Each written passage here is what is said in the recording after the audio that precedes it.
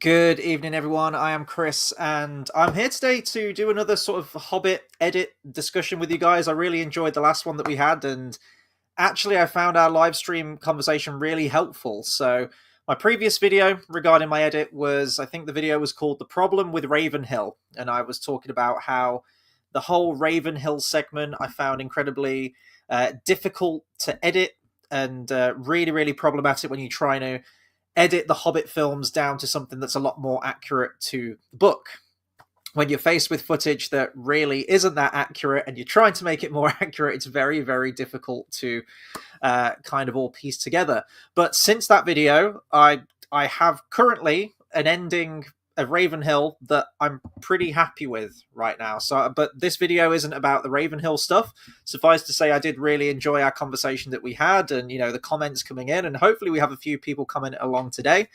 This is a different problem, or a dilemma, if you will, the White Council dilemma.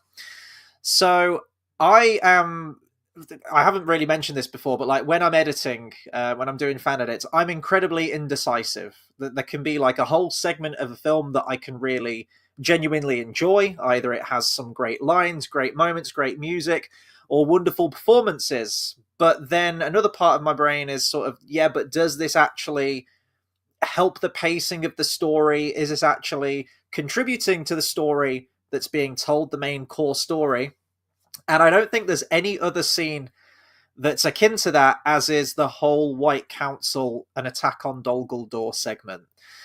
So I guess sort of a little bit of history about my previous edit, the one that's available to watch right now. Of course, I'm producing an updated version with better quality footage and 5.1 surround sound audio as well.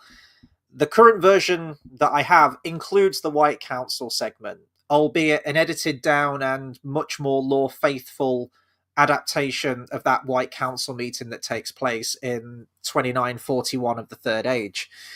And then I also do have towards the end like a little flashback. I have Elrond and Lindir discussing the concept of the necromancer and that he's been driven out. And then I show a little flashback segment to show what Gandalf, Saruman, Galadriel, and Elrond actually did at Dol Guldur in banishing Sauron out of that fortress. So where we get that scene in my current edit is kind of where we, the reader, get that information as well towards the end of the Hobbit film. In chapter 19, I believe it is, the last stage, we find out this information. That Gandalf went to a council of the White Wizards. He went to, I think it's a council of the White Wizards.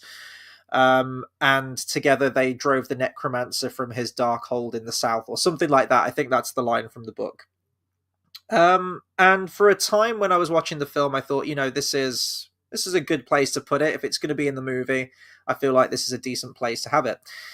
A lot of edits, a lot of great edits, remove the whole White Council scene entirely. And I can totally understand their reasoning. The White Council scene is incredibly challenging in that, yes, it happens. It happens during that time of the main quest of the Hobbit, but it's never really elaborated on. And it's really just, I think even Tolkien mentioned this in one of his letters, that the necromancer, the concept of this sort of, and that it wasn't even Sauron at the time that he wrote the book, as far as I'm aware. The necromancer was just this evil wizard sorcerer enemy that was located in Dol Guldur, and essentially the necromancer was a plot device. It was a plot device to get Gandalf out of the story so that he doesn't constantly keep saving our heroes, saving Bilbo, saving the dwarves. And it's almost like this dark lull in the story, in that the Hobbit and the dwarves feel completely alone. They have no sort of guardian angel character to help them now. They're in this dark, evil place, this mysterious place that is Mirkwood. Later we learn that it's full of spiders and enchantment and misdirection and magic, and they're going to be on their own, and probably moving on to the mountain and battling the dragon alone. It's definitely necessary for the story, and I can absolutely see why Tolkien had Gandalf disappear away from the party. And there's some edits that I've watched. M4's edit is a fantastic example of this, where the removal of all of the White Council scenes, the plot still moves at a great pace, and it keeps the focus on Bilbo and the dwarves, which is kind of where the inherent story of The Hobbit is, the very whimsical, almost swashbuckling kind of story of a hobbit finding his courage and going through all these different events and encounters.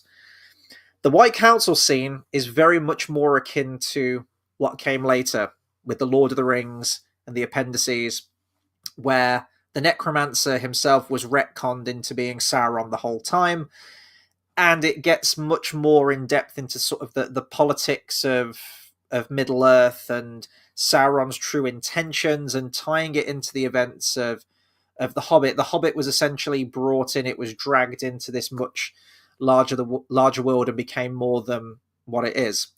And Tolkien himself was writing an updated version of The Hobbit. I think in the 60s he tried to pen a more mature telling of The Hobbit, more in line with the tone from the Silmarillion and from the Lord of the Rings. And I think the 3 chapters of that are in actually what I've got here, the history of The Hobbit. I haven't read this yet. It's on my shelf. I will. It's look at. Oh, I can't get around to that yet.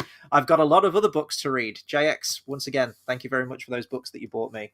They will be read also. And it's an interesting experiment, I suppose, that Tolkien was going through with that rewrite, and that I would have loved to have seen that rewrite. There's 3 chapters or 2 and a bit chapters, and then there's kind of notes on what Tolkien was planning with the short rest chapter. And to me, I feel like that's what Peter Jackson's movie is sort of the equivalent of. It's, right, we're going to take The Hobbit and we're going to staple all of this other stuff, this more serious stuff, and sort of this like shift in tone onto The Hobbit. And maybe that's one of the reasons that Tolkien believed it couldn't work and he abandoned all hope with it. He just stopped and said that this isn't working. I think he actually sent the chapters to one of his closest friends. I don't think this friend has ever been identified. And he said, like, give me your opinion. What do you think? Tolkien clearly respected the opinion of this person. And they said, it's great, but it's not The Hobbit. And maybe those words stuck with him because it was losing a lot of its charm. And The Hobbit, which is a charming children's story, was becoming something much more adult, much more involved. And whilst I would have loved to have seen a full completed version of that, just for the sake of comparison, I can maybe understand why Tolkien abandoned that. And so because of that, the White Council scene is a very tough nut to crack. And I'm very, very back and forth on its inclusion. I've lost count of the amount of times that I've added the scene into the timeline of my rough cut, and then watched it back and gone, that doesn't really work. It distracts from everything going on, and I'll remove it, and I'll just move it to the end of the timeline in case I undoubtedly change my mind, which I always do. And it's in, out, shake it all about kind of thing. And I wanted to do this live stream today and kind of just speak out what like different approaches I've had to this scene, where I've really pared it back, and then other times where I've left a good chunk of the White Council stuff in. And we've got a few comments, so I'm just going to get to these now. JX Editor says, good timing, just finished Andor. Yeah, I guess there's a bit of an announcement as to what's coming up soon in the next couple of weeks. JX will be joining me once again on the channel. We'll be doing a recap video of Season 1 of Andor. I am currently on episode 5. I'm trying to get them all rewatched very quickly. We're going to have a live stream discussion on sort of a review, if you will, on Andor, sort of if our opinions have changed, if they've stayed the same. And it's a good catch up because then we'll be doing weekly review shows on all of the new series of Andor. JX Editor says, I get why they didn't, but... Oh, okay. Oh, sorry. He's talking about Andor there. Stay tuned for our Andor shows, Andor live streams coming up in a couple of weeks. Kurt the Gamer says, maybe take the route some other editors took and try to make a mini film of the Dol Guldur stuff. Yeah, I have seen some edits that have done that, and I think that's a really good way to go about it. However, a lot of the White Council stuff that exists in the 3 films is incredibly lore inaccurate. And if I was to remove all of the inaccuracies and sort of nudge the stuff that is in the movie, and maybe with like AI and new voices and changing scenes around, you're gonna have like a 5-minute, 10-minute thing at best. So I don't think I could make a side movie out of it. I know that was one of the original intentions, actually. I think when Guillermo del Toro was originally set to direct and do two films.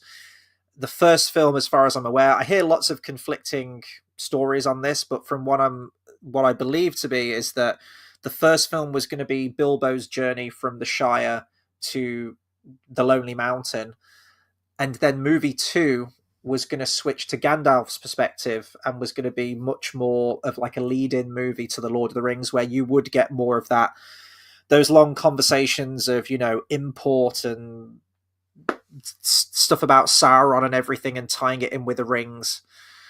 So that was always the intention. I know some editors have done that.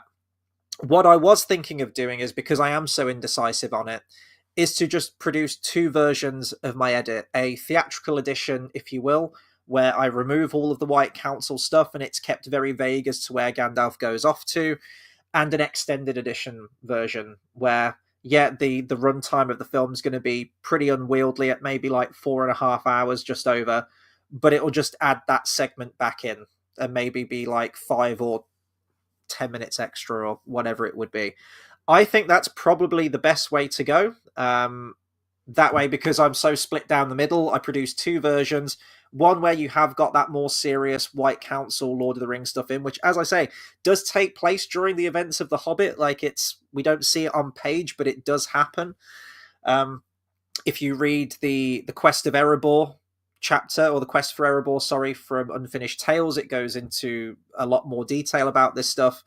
And even a chapter in the Silmarillion, which I left a bookmark in here so I could find it, because I'm going to talk about one of my ideas in a second. It's towards the end of the book. It's from the chapter of the Rings of Power, where it details a little bit more thoroughly what actually occurred at the White Council meeting that takes place during The Hobbit. So I'm going to get to a few more comments, and then I'm just going to kind of go through a lot of the different versions and different work prints that I've gone through with this scene. And hopefully by the end of the stream, we'll arrive at a decision where we come up with the best possible option. But personally, for me, as of right now, before going into this conversation with you guys, I feel the best way to go about it is to produce two versions of the edit. One where the White Council scene is removed and it keeps the focus on Bilbo and the dwarves, and it's much more closer to the book, I suppose, in that regard. And then one that enhances and factors more of the Lord of the Rings stuff in there, for the people that are, you know, just crazy about the lore and want to see that kind of stuff. JX says, I feel the way you have it now in version 1 and 2. You have enough of it to be satisfying while being mostly in the periphery. Too much more peripheral, you might as well not have it. Yeah, I know, exactly. The issue is when you're watching it, is that now that I've pared back a lot of the serious stuff at the beginning of the film, for example, the prologue scene is gone. There is no prologue scene. We do have a bit of the framing device at the beginning. We have the voiceover of old Bilbo just to lead us into the story. But inherently, we begin at the Shire, just like the book, and it follows the events as such. You know, we're trucking along at a good pace. We're cutting a lot out of the film. We're moving on to the trolls, and the tone's still pretty comical at this point and pretty light. We get to Rivendell, and it's pared back, and then boom, all of a sudden, we're talking about rings of power, and the enemy is defeated and Sauron was vanquished, and we're like, what? Who? Sauron? What? Okay, number one, who's Sauron? Okay, number two, what are the rings of power? Of course, if we've seen the Lord of the Rings and we come to the Hobbit films afterwards, we know all about this. We've got a very effective prologue scene at the beginning of the Lord of the Rings films. But I wanted to approach this edit of the Hobbit films as, like many people do with the books, The Hobbit is sort of like a gateway into the works of Tolkien. It was written, I know it went through multiple different edits and different versions over the decades and everything, but inherently it functions as a standalone story, a good lead into Middle-earth, where you don't need all of this exposition. And, you know, we're brought into this world with all these different races and these different creatures, and we're introduced to it through Bilbo's eyes as he discovers this larger world of Middle-earth.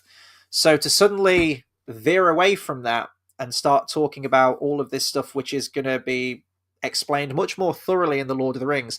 It's always the problem with prequels. It's like, how much stuff do you go back and re-explain? A great example of this is the Star Wars prequels. In the original Star Wars film, we're told what the Force is. We see Luke's training and everything like that. We have a really, really good understanding of it. We know who the Jedi are, the dark side and everything. Then when you get to Phantom Menace, we don't really have any explanation as to what a Jedi is, what the Force is. They mention the word Sith, which I know was hanging around since A New Hope in one of the deleted scenes, but like that was removed from the film. And if you hadn't seen that deleted scene, you're like, well, what's a Sith? That there's a lot of information that isn't re-explained to you and reintroduced to you as it should be really being an episode one in this sequence. The Star Wars prequels, I believe, were made very much so for the fact that you've seen the previous, like the originals before watching the prequel trilogy. And there's a few of those issues here, I think, with The Hobbit too, in that, in the original films, it throws stuff like the Witch King of Angmar and Sauron and Rings of Power, and we're like, we haven't had any context for this. And that's one of the issues, is that when you're watching it, it is this very light story, and then I won't say the film comes to a screeching halt, but the pacing definitely does suffer a little bit. It's all good stuff. It's great seeing Christopher Lee back again. It's great seeing Cate Blanchett and Hugo Weaving, and just seeing all of these actors interact with each other, even though I don't think they did interact in person, did they? They were all, green screened in and whatever, but it's done very, very well. And it kind of breaks my heart to want to cut any scenes out of Christopher Lee, considering it was one of his last films, and he's such a good Saruman, and that's my own love of the character and the actor and the performance, and I want to maintain that a little bit. So to just go, oh well, we're taking all the White Council stuff out, it's the dilemma. It's that I want to see those scenes because the performances are fantastic, but then the other part of my mind's like, does this actually help service the story? And I don't know if it necessarily does. Like, filmically, yes, it does give us an explanation as to where Gandalf goes off to, and in the book, maybe you can get away with that. I know we do eventually learn where Gandalf went, but it's in a quick, offhanded sentence, and that's it. It just kind of ties a neat little bow around it. But I don't know, filmically, can you get away with it? I guess you can. We have a number of moments before that point in the story where Gandalf does just wander off. There's the moment where he has that argument with Thorin and walks off. He's angry at him. Then you have the whole troll segment. And before that, Bilbo says something like, where is he, Gandalf? And Bofur's like, he's a wizard. He does as he chooses. And then later we realise that he went on ahead. He went to look ahead, and what brought him back, looking behind. And then you could just do that again. You could just remove the White Council scene and the party just go on without him. We can maybe infer that he's doing stuff in Rivendell, or, spending some time with Elrond or whatever, or the White Council, if we have read the book and we know what's going on. But then we get a line when they get to the Misty Mountains where they take shelter in the cave. Balin says, we were to wait in the mountain until Gandalf joined us. So that infers that Gandalf has already briefed them, that maybe he's got more urgent business that he needs to deal with, and I'll catch up with you at a certain point. That is, we would get that across, in dialogue. And then later, when Gandalf does disappear and then he reappears right at the offset of the Battle of the Five Armies, in the movie, he comes back with tidings of the Orc army approaching, very similar to Aragorn in The Two Towers, where when he's separated during the Warg attack, he sees the army approaching and he rides back to warn them of the impending attack on them. So I don't feel like the plot would be changed at all by removing the White Council stuff. And that's the issue that I have, is that functionally, does the White Council stuff, an attack on Dol Guldur, really have a, does it have a prominent part in the story of The Hobbit? And I would argue no. As I mentioned, Tolkien said it was merely a plot device to just get Gandalf out of the situation. You could, when you look at it through the lens of The Lord of the Rings and the appendices, you could go, well, Sauron was trying to regain the lands of Angmar in the north, and sort of the situation of the Lonely Mountain and the city of Dale. It was very vulnerable to attack, and if Sauron asserted himself there, he'd have a strong stronghold there in the north. And there's all this stuff, there's all this stuff where it's retconned back into the Lord of the Rings, which, as retcons go, is a fantastic retcon. But I am just concerned that it doesn't really filter into it, because the Necromancer as a character in Sauron isn't really like the big antagonist of The Hobbit. I suppose in the grander sense of the scale of Middle-earth, when you look at it through the appendices and the Lord of the Rings and the further writings, yeah, because all evil is kind of concentrated to the top of the pyramid, which at this point is Sauron. So it does kind of come from Sauron, but it's this very loose connection to him. It's not like the Necromancer is leading the army. Like, that would be a different thing, right? If The Hobbit was rewritten and you remove Bolg out of there and you have Sauron who rocks up as the Necromancer to lead his armies at the end, well, yeah, then you have a more direct link to what Gandalf was doing and the couple of mentions of the Necromancer throughout the story. But really, as it is in the book, the goblins kind of work unto themselves. They have their own stronghold at Gundabad, and Bolg is their chieftain, and he already has a vendetta against the dwarves and wants vengeance against them because of the death of his father at the Battle of Moria. So we already have a motivation, and we already have the stuff where the goblins are kind of acting, on their own autonomy without the inclusion of the Necromancer. So that's the argument for getting rid of all of the stuff, is that it doesn't directly relate to the main story, what we're watching. And I know that when Peter Jackson was producing the theatrical version of The Lord of the Rings, or at least the Fellowship of the Ring, he mentioned sort of like the dichotomy between the theatrical edition and the extended edition is that there was a lot of great scenes which we later got in the extended edition, and for myself and most people included, those are like the definitive versions of those films now. But when he was trying to cut the extended edition down and he had his full cut, which scenes did he remove? Well, he went in and he removed the scenes that didn't sort of like further the story or keep the focus on Frodo and the main quest. And all of those extended scenes are nice. Some of them are fantastic. They really bolster the character of Boromir. There's a lot of cool little lore references and whatnot thrown in there, which fans of the books can appreciate.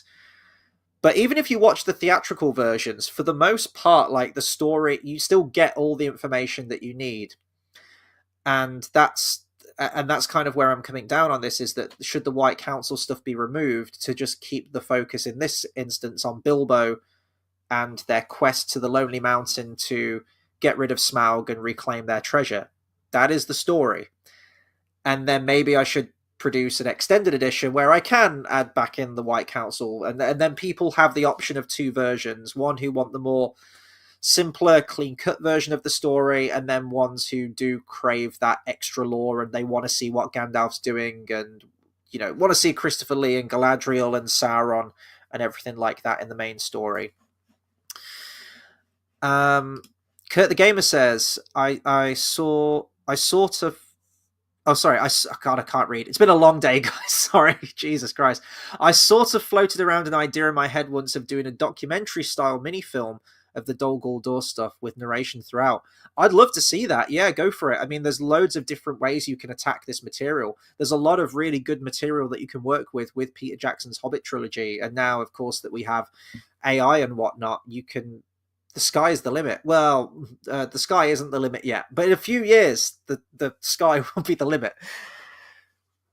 Carl says, if you sat down in the cinema, would you want to see the scene included? Make the film you would want to see, not what you think others would like. You'll be forever second-guessing yourself. I agree.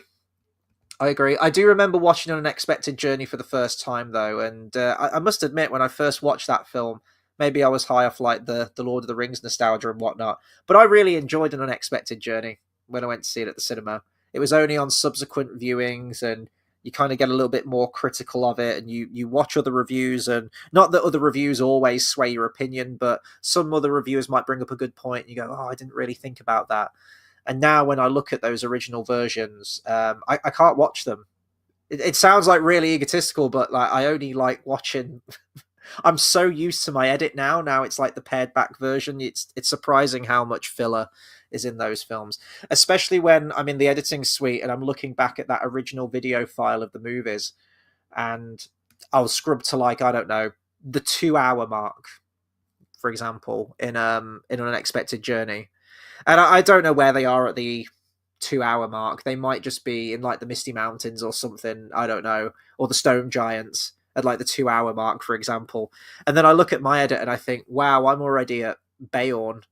Like they're about to enter Mirkwood at the 2 hour mark. Like Jesus Christ. So yeah, there's a lot of filler, and I think that is some good advice there, Carl. Definitely. But when I did see an unexpected journey for the first time, I was all over those White Council scenes. I think that was actually where I perked up. And looking back now, my word, long time ago now, 2012. I think it was just those member berries, like when Galadriel turns round and you get that little Lothlorien motif, and then Saruman's there. You hear his voice, and the camera pans over, and Christopher Lee and he's there, and we're hearing all this, lore conversation going on, as inaccurate as it is, but I did get a kick out of that. So I guess sort of my take on it is that I don't actually mind the White Council scene. I think it's, when you just look at it for what it is, it's very good. As I mentioned, it's acted well. I really, really like the location and the cinematography. I'm just going to bring up my thumbnail again real quick. Like, I love that environment. I love where this council's held. It's all very visual and it all looks very nice. It is kind of like a big exposition dump. I agree. But it kind of works for me. It just doesn't enhance the actual story of The Hobbit. And I have to admit, when I watched my edit from beginning to end, and it starts with this very whimsical story of being introduced to the character of Bilbo and the dwarves coming in and singing their little song and going on their merry little quest, as soon as you hit this, intense talk about Rings of Power and Sauron, it is kind of like, whoa, where did all this come from?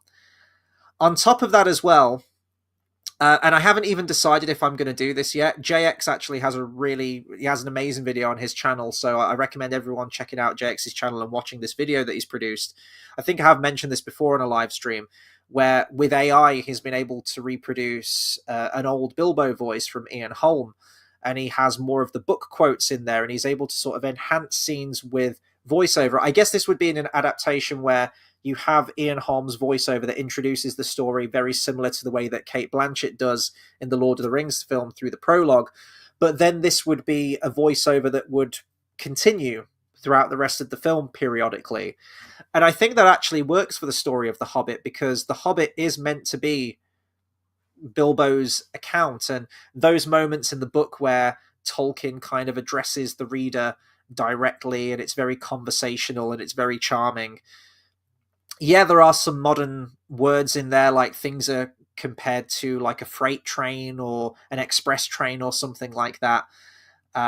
There's a reference to a Christmas tree in there, so there are some modern sensibilities in there which do kind of break the immersion of the world building.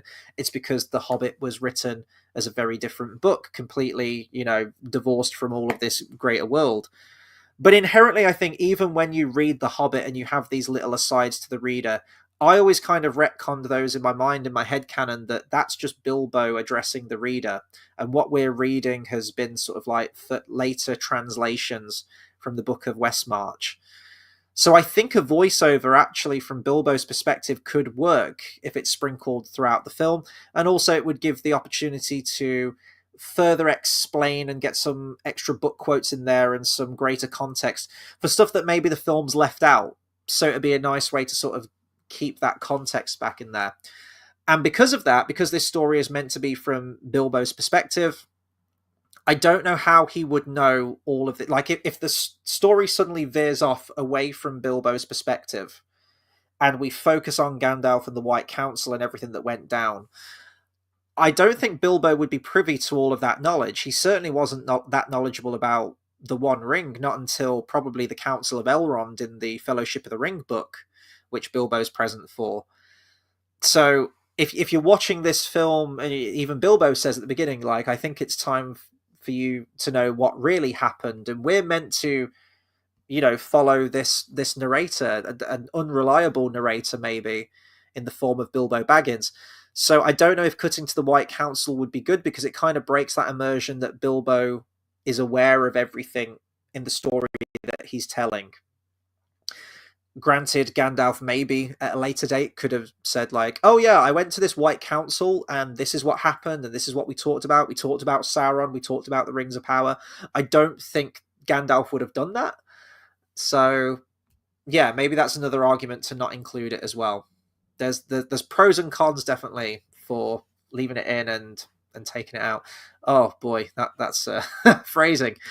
Kurt the Gamer says, so for instance, when Gandalf finds Thrain, the scene ends with the narrator saying the dwarf gave Gandalf a mysterious key and map and told them to give it to his son. Yeah, exactly. Much more lore faithful. I can't believe how they include that scene in the extended edition of Desolation of Smaug, of course, but just how wildly inaccurate it is to the lore.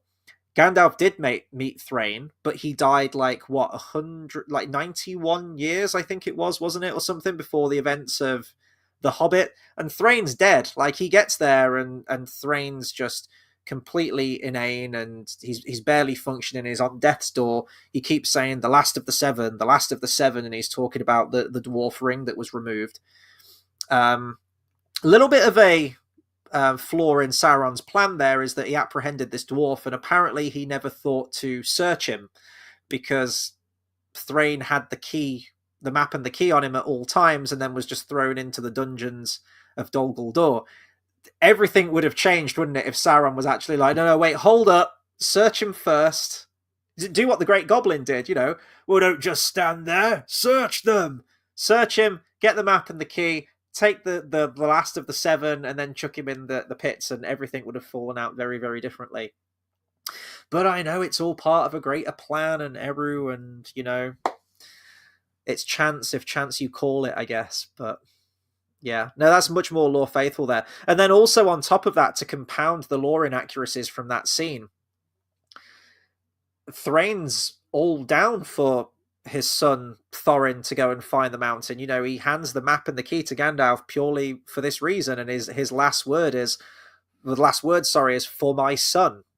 Granted, at that point, Gandalf doesn't know who his son is, but later on he figures this out. But in the movie, Gandalf's like, because Gandalf has received this map and the key from Thrain at a previous date, and he doesn't pick it up at their meeting in the extended edition. Gandalf immediately knows who Thrain is, which is inaccurate to the lore. And then what does Thrain say in the movie? Gandalf's like, I gave Thorin the map and the key. You'd be really proud of him. He's taken up the quest to reclaim the mountain. And Thrain's like, no one must go near that mountain. It's like, everything about this scene is wrong. How could you fuck the lore up this much? But they did. They found a way to do it. And then, the cherry on top of the shit cake was the little Wilhelm scream that they decided to throw in when the necromancer pulls Thrain into and just dematerializes him. I don't know. Makes him a part of the void. However, he kills him in that scene. JX says, that's the benefit of how you have it now. It's vague. They refer to the enemy, and then you get the one line muffled that names him in a way that teases the greater story to the elaboration in the Fellowship of the Ring. Yeah, I wanted to keep the references to Sauron as vague as possible. I say this, I know that you do see a glimpse of Sauron and the Eye of Sauron at the very end, but that's right at the very end. And the end, as sort of like the falling action, we do start to get more of those seeds teeing up and teasing the Lord of the Rings. And other adaptations have done that as well. If you look at the animated Hobbit film, that's my favourite adaptation of all of the different versions of The Hobbit. Even at the very end of that, Bilbo says like, oh, I'll keep that gold ring on the mantelpiece. And then I think Gandalf says something like, oh, you never know, that ring may come into tales later on and be of greater importance. And, it's teasing the story of the Lord of the Rings. So even that kind of leads into what would eventually become, like the Lord of the Rings. albeit directed by someone completely different with different animation style, but you know what I mean. So I don't mind more references coming in towards the end about Sauron, but I am just conscious of the runtime with this film. So I think currently it's about 4.5 hours.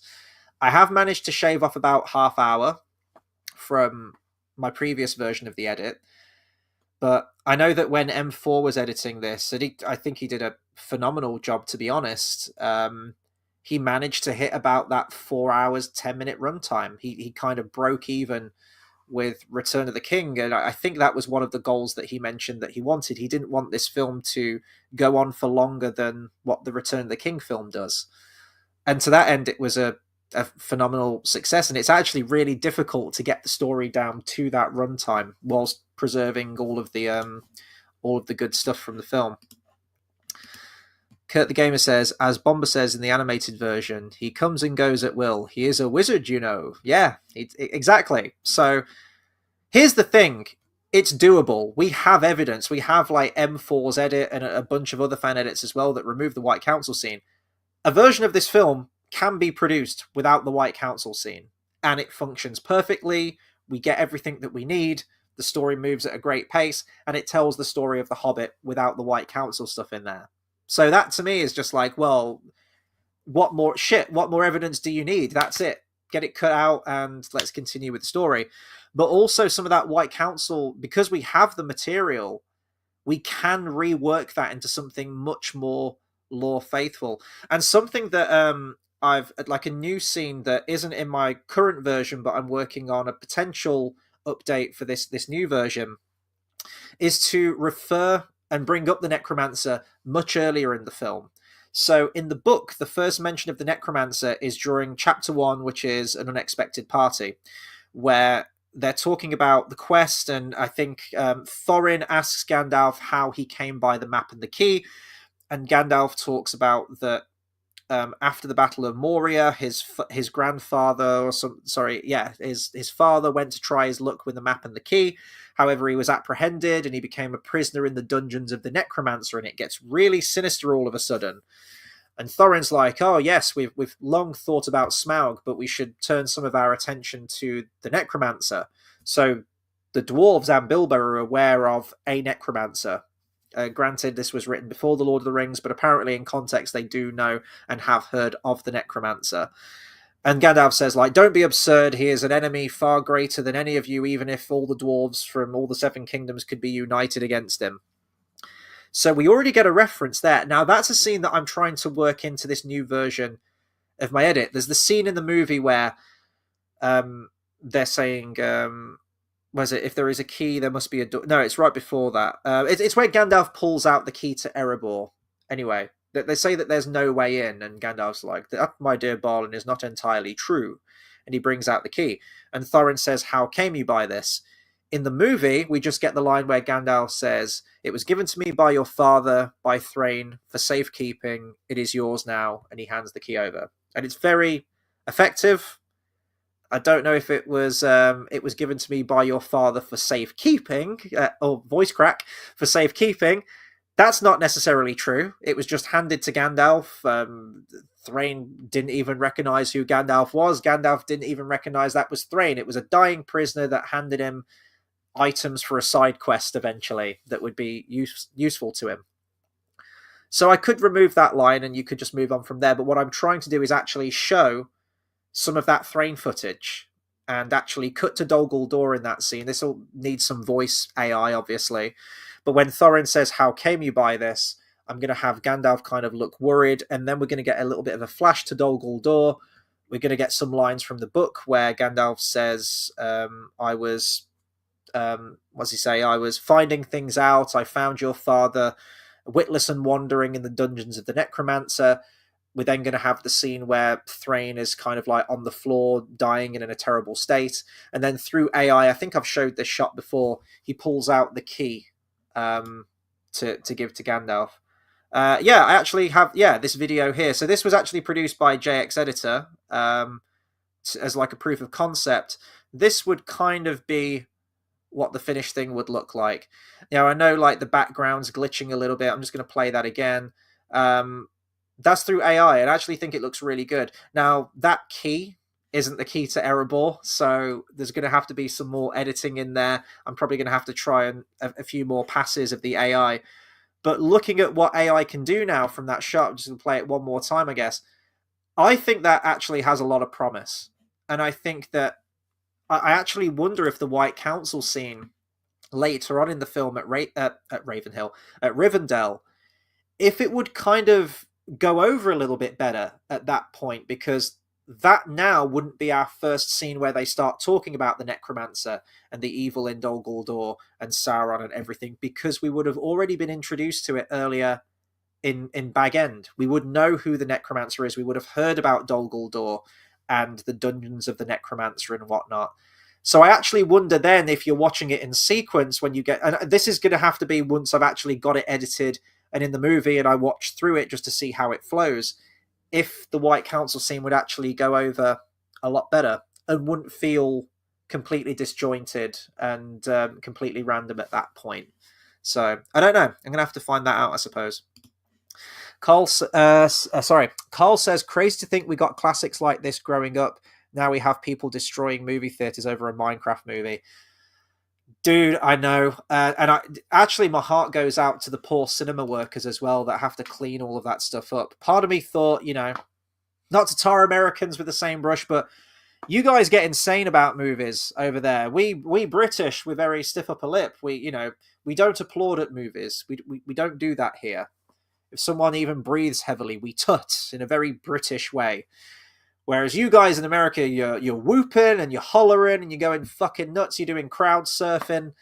You're doing spring break, showing the titties. You're doing all that shit for movies. But as far as I'm aware, I think people are doing that over here now. So I think the trend's caught on in the UK, unfortunately. I won't be seeing the Minecraft movie. I'm an old man. I've never even played Minecraft. I know little bits about it, but you couldn't pay me any money on earth to watch that movie. That's not true. You could probably say, I'll pay you a tenner if you watch it. I'll be like, yeah, all right then. But not in that movie theater. Absolutely no fucking way. I think the only films that I can remember that have got sort of like a really like big reception with like applause and you can hear people gasping and whatnot, probably Endgame. Definitely in the scene where Captain America gets the hammer. I think a lot of people probably had that moment as well during like the big fight where they clash as well, where they charge at each other, Avengers assemble, and then actually probably Spider-Man No Way Home. And I was part of that, seeing Tobey Maguire and Andrew Garfield and that on screen again, and some of the references. That was a good time. That was a good movie going experience. I've never gone back and rewatched that movie, but I did have a fun time at the cinema when I watched that. So, JX Editor says, I remember a time when a great evil ruled these lands, one capable of summoning the dead. If that enemy has returned to Middle-earth, I would have you tell me. Yes, Sauron has returned. So that's how I've edited that scene in my version of the film. Because Gandalf knows that the necromancer is Sauron. He confirmed it. He went into Dol Guldur like 100 years before, I think. 100 and a bit years before. And he confirmed that it's Sauron. And he went to the White Council meeting shortly after that, I think like a year later, and said like, hey, I've been in Dol Guldur, okay?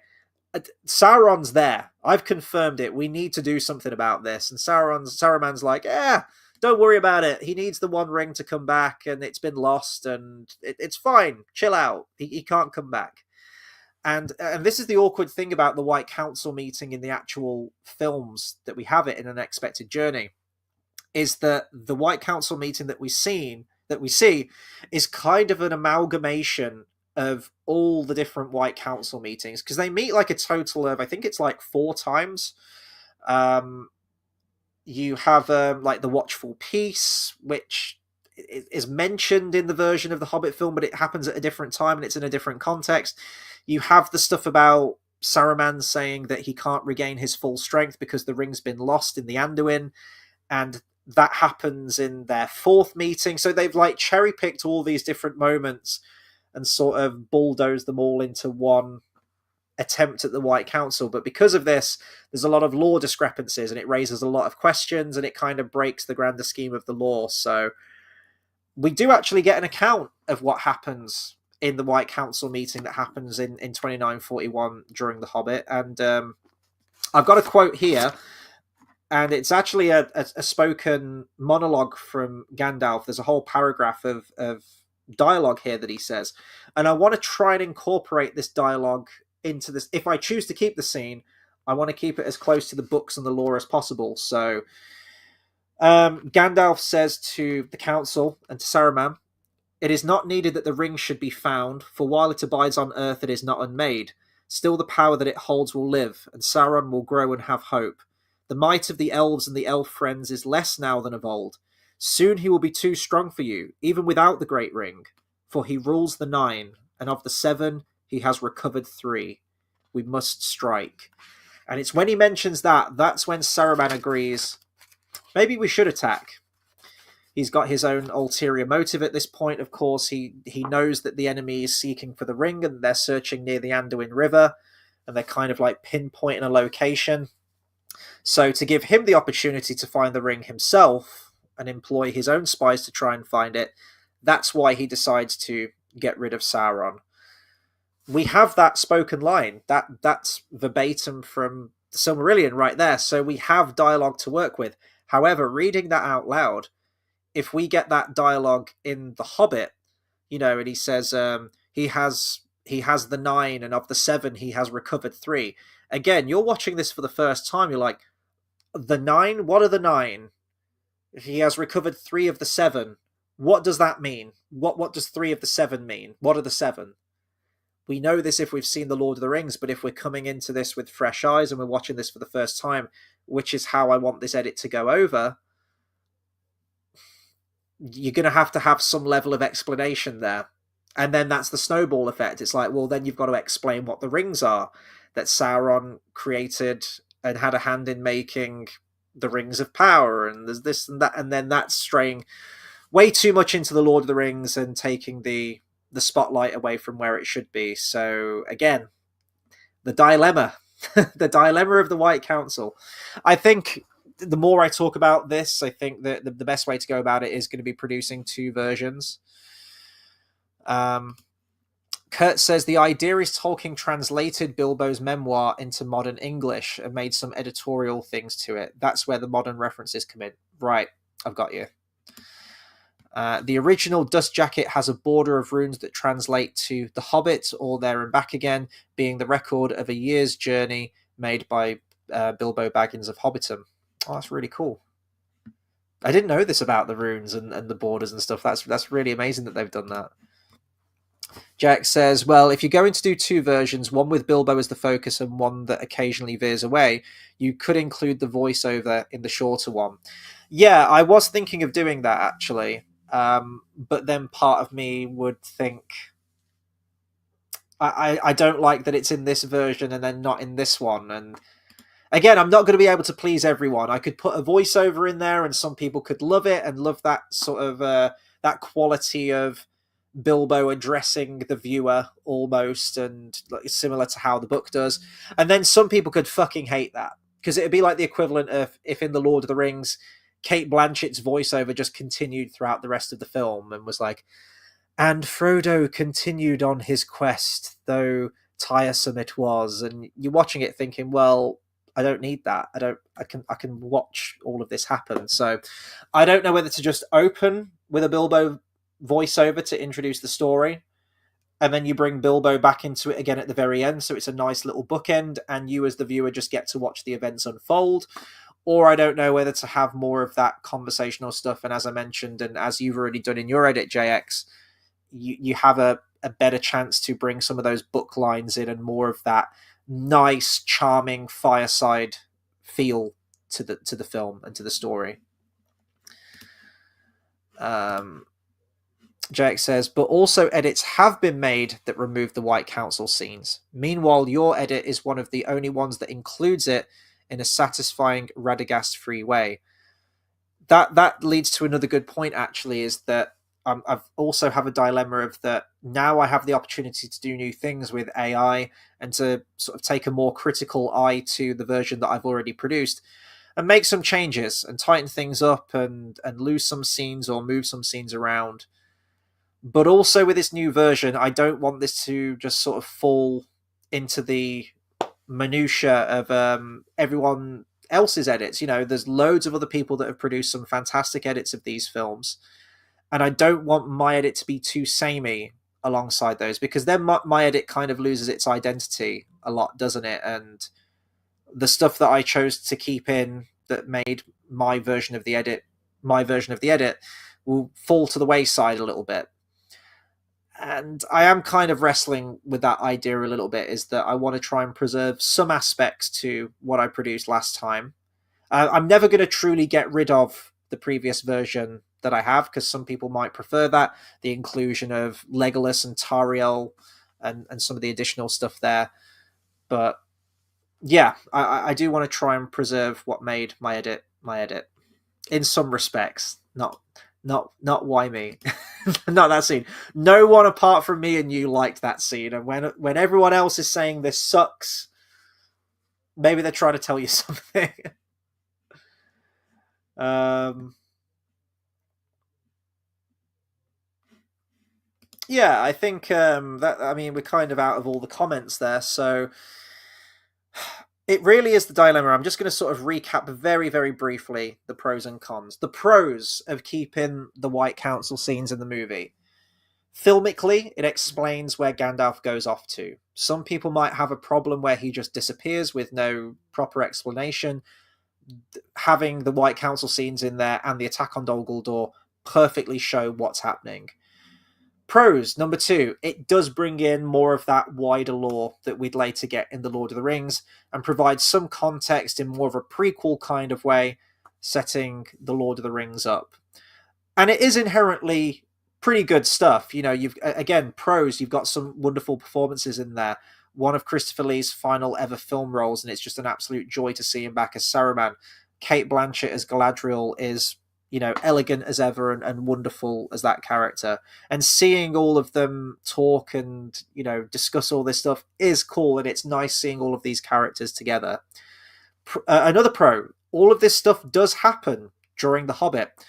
Granted, I think the White Council meeting actually happened at a later date, because Gandalf does go with them to the Misty Mountains, you know, past the stone giants, and, you know, saves them from the goblins and everything. So I think the White Council meeting and the attack on Dol Guldur both took place after Gandalf left at the offset of Mirkwood. So we are moving the White Council scene to a little bit earlier, but it does happen in that year of the telling of The Hobbit. And I guess, like, there are some really nice scenes. One of the scenes that, if I do remove the White Council stuff, will actually break my heart to get rid of, especially with how I've moved it towards the end of the film. It kind of recontextualizes the scene a little bit now, and the timing of what Gandalf's saying. So the scene, it's one of my favorite scenes from the actual original film, actually. It's where Gandalf's talking to Galadriel, and she says to him, Mithrandir, why the halfling? And we get that nostalgic Lord of the Rings Breaking of the Fellowship music that kicks in to just tug at your heartstrings. And Gandalf goes on for this long monologue where he says, Saruman believes it is only great power that can hold evil in check, but that is not what I have found. I found it's the small things, everyday deeds of ordinary folk that keep the darkness at bay, simple acts of kindness and love. Why Bilbo Baggins? Perhaps it is because I'm afraid, and he gives me courage. This monologue in the actual film takes place right as they've got to Rivendell.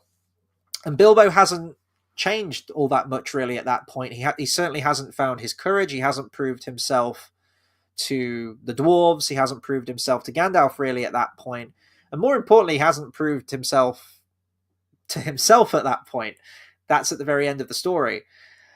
So moving that scene to the very end of the film completely changes the context of that scene now, because when Gandalf says Saruman believes it is only great power that can hold evil in check, now it's kind of like he's referring to Saruman overthrowing Sauron at Dol Guldur and saying, you know, oh, we've got rid of him. I have the I have the ultimate magical knight, and I have banished him from Dol Guldur. We don't need to worry about him. It is only Saruman who Saruman believes only great power can hold evil in check. But from Gandalf's experiences, throughout the rest of the film now, he has seen Bilbo in action, he has seen his heroicism and everything he's done, and his courage. And it's like a nice little recap. It's like, and the summary of the story is, and the main takeaway is, like, what have we learned today, kids? Courage and everyday deeds. It really is a nice little bow, like a nice little neat bow at the very end of the story. And I really like where I've moved that scene and the new meanings behind that scene. And if I get rid of the White Council scene, I have to take that scene out. And yeah, I guess the placement in the original film is a little bit weird. It's almost like we've veered off way too long with this White Council stuff. And now we need to kind of like rein it back in and get the focus back on Bilbo again throughout the rest of the film. But where I've moved it to, I really like where I've moved it to. And I want to keep that scene in. But it's the snowball effect, as I've mentioned before. If I do choose to keep that ending scene in, well, then I may as well keep all of the White Council stuff in the attack on Dol Guldur. Kurt says, I think a valid counterpoint that someone could make is that just because it happened at that time, that doesn't mean it's important for the story being told. Exactly. And Tolkien's own words from the Hobbit book, he mentions, but that does not come into this tale. I think it was... is it right around where they've just escaped in the barrels, and they see the Lonely Mountain, and they mention that Gandalf was just about to finish his business, but that does not come into this tale. I'm going to try and find it in here. I know it's in brackets somewhere. Barrels out of bond. Well, actually, I can probably just Google it. Well, hell, we've got AI now. What am I doing? I'll just Google it. So, Hobbit, but that does not come into this tale. Does it say? Wow, surprisingly, it's actually not coming up on Google. I thought it would be the first thing that comes up. I think I'm remembering it correctly, that quote. Anyway, it's either right after the barrels or it's towards the end of the story where he does a reference to Gandalf. I think it says something like, Gandalf was just finishing his business and was about to come back to them, but that does not come into this tale, or something like that. I know that I know there's a quote there, and I can't remember if it's after the barrels, or I can't remember if it's the part from the last stage that I'm remembering. Let's see. Where does it say about that he attended a council of the White Wizards? I'm determined to find this now, for God's sake. It's got to be in here somewhere. No, okay, so it is the one by the barrels, I think. I think that is the quote that I'm trying to find. Suffice it to say, anyway, my point being is that Tolkien himself in that moment says, Gandalf was doing all of this crazy business, but that doesn't come into this tale. Like, he even tells us there, it's not important. You don't need to know about it. We get a sentence to confirm it at the very end, where he just says, Gandalf went to a council of the White Wizards, and together they drove the necromancer out.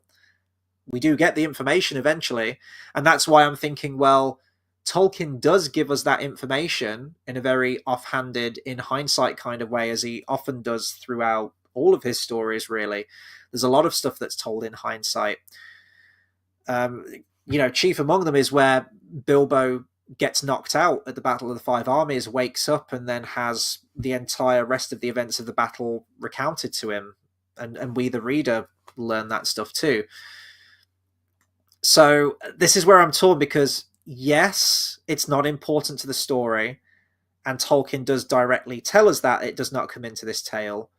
But then at the very end of the film, he still does give the reader that information for a bit of added context. So here's the thing. If we remove all of the White Council stuff out of the movie, how else do we get that information across to the viewer? And the only way that I can think about doing it is through like AI voice or something like that.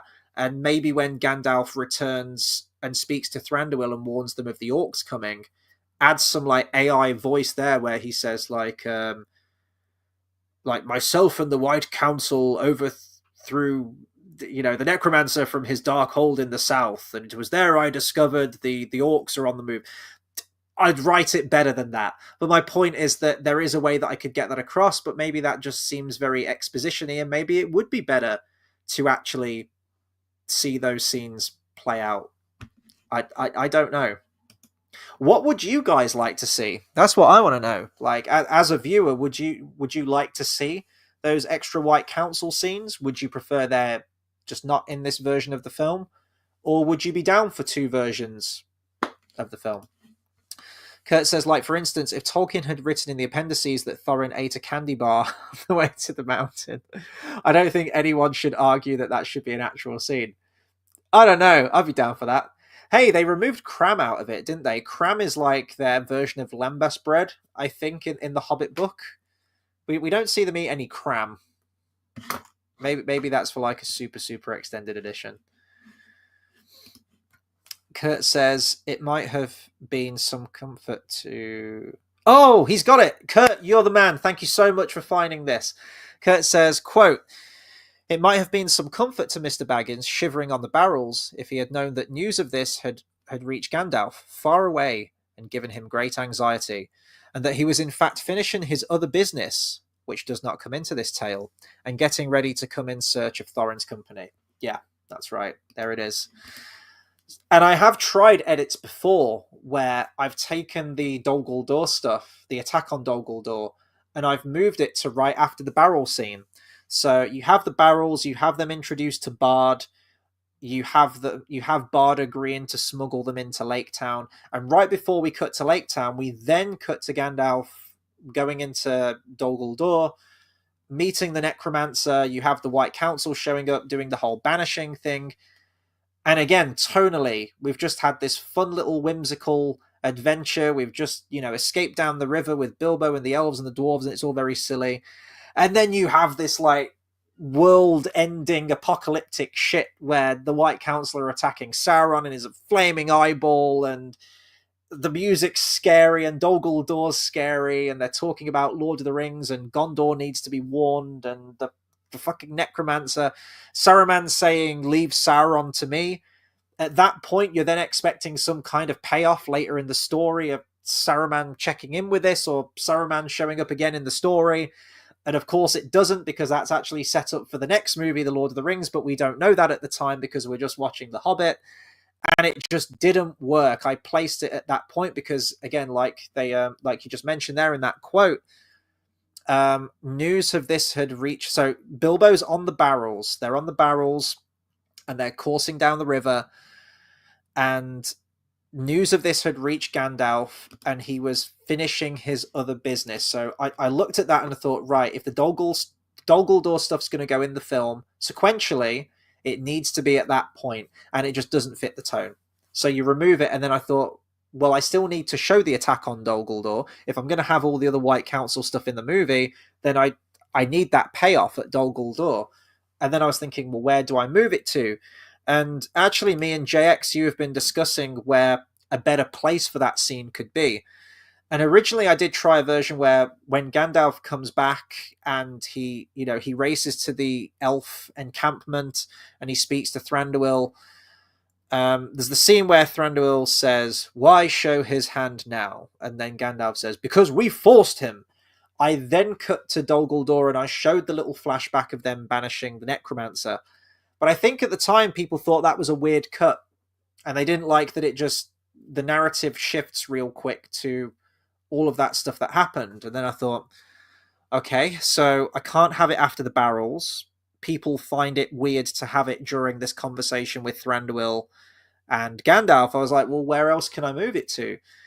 And then, like most things, I ended up just going back to the book and trusting in what Tolkien did, where he gives us that information. I thought, well, maybe towards the end, where we're getting these sort of multiple endings, where we're seeing what happened to Beorn, and then we're going to Rivendell, and maybe we can see it there. And then that's where it spawned into where I worked the scene of Elrond talking to Lindia, where it tees up the flashback. And I think as I've got it in my edit currently, I think the flashback does kind of seamlessly follow on from that Elrond and Lindia conversation. But I am concerned that it's probably the reason why Peter Jackson chose to remove the scouring of the Shire from the final movie of Return of the King, is that you have your big ending, you have your big final battle, you have the ring being destroyed, and Sauron being overthrown. You kind of then just want to end the film, and you want the falling action and all the endings to tie everything up. For them to then get back to the Shire and see that it's been completely overrun by men and orcs and uruks and Saruman, we then have to like ramp up to another action scene, and then we have to have another falling action scene after that. And maybe that works in the book, but it doesn't really work in a film, so I can see why they removed that. And I guess the inclusion of the attack on Dol Guldur for me might be another example of that, is that you've had the Battle of the Five Armies, you've had Thorin perish, and then you just kind of want to end the movie. You want to get Bilbo home, and you want to finish the story. And the issue is, by then cutting to a flashback of them attacking Sauron and this big like wizard battle, is that too much to see and to show for the end of the story when it should be calming down a little bit? And if that's the case, then maybe it should be cut from the film entirely. If there's no good place for it and it feels like it's being awkwardly sort of crowbarred into the movie, maybe that's your argument for removing it entirely. I don't know. As I say, in my edit, I've removed and reintroduced the White Council scene more times than I care to imagine. And I did this in my older version as well, and it's still the same now. I've actually tried a version where I pared it really, really back, where I didn't want to show the actual council meeting, but I still wanted to reference that was what was happening. So I have Gandalf talking to Elrond at Rivendell. I have the scene where Galadriel's introduced, and I have the scene where Saruman's introduced, and it ends with a scene where he says, "You've been busy of late, my friend." Cut, and then we cut back to Bilbo, and we continue on with the journey from there. So it's a nice little member berry moment for Lord of the Rings fans. It does include Saruman and Galadriel in there in sort of like a one-sentence cameo. It references the White Council are a thing, and if you've read the book, then, and if you know, you know, it does offer an explanation as to where Gandalf's gone. But when I watch it back, you just get introduced to Galadriel and Saruman, that you're expecting a continuation. You're expecting to see where this goes. We've just led to these two new characters that we haven't seen before. To then just abruptly cut and move on the story, it feels like, well, maybe we don't even need that. You may as well just, if you're not going to show them, if you're not going to do the White Council scene after that, then just don't show them at all, even as a reference, because it's not leading to anything concrete. There's lots of different approaches with this film, which is great, and it's really enriching. I'd actually say it's probably one of the most infuriating at times, but enjoyable set of films to try your hand at editing, because there's loads of different approaches.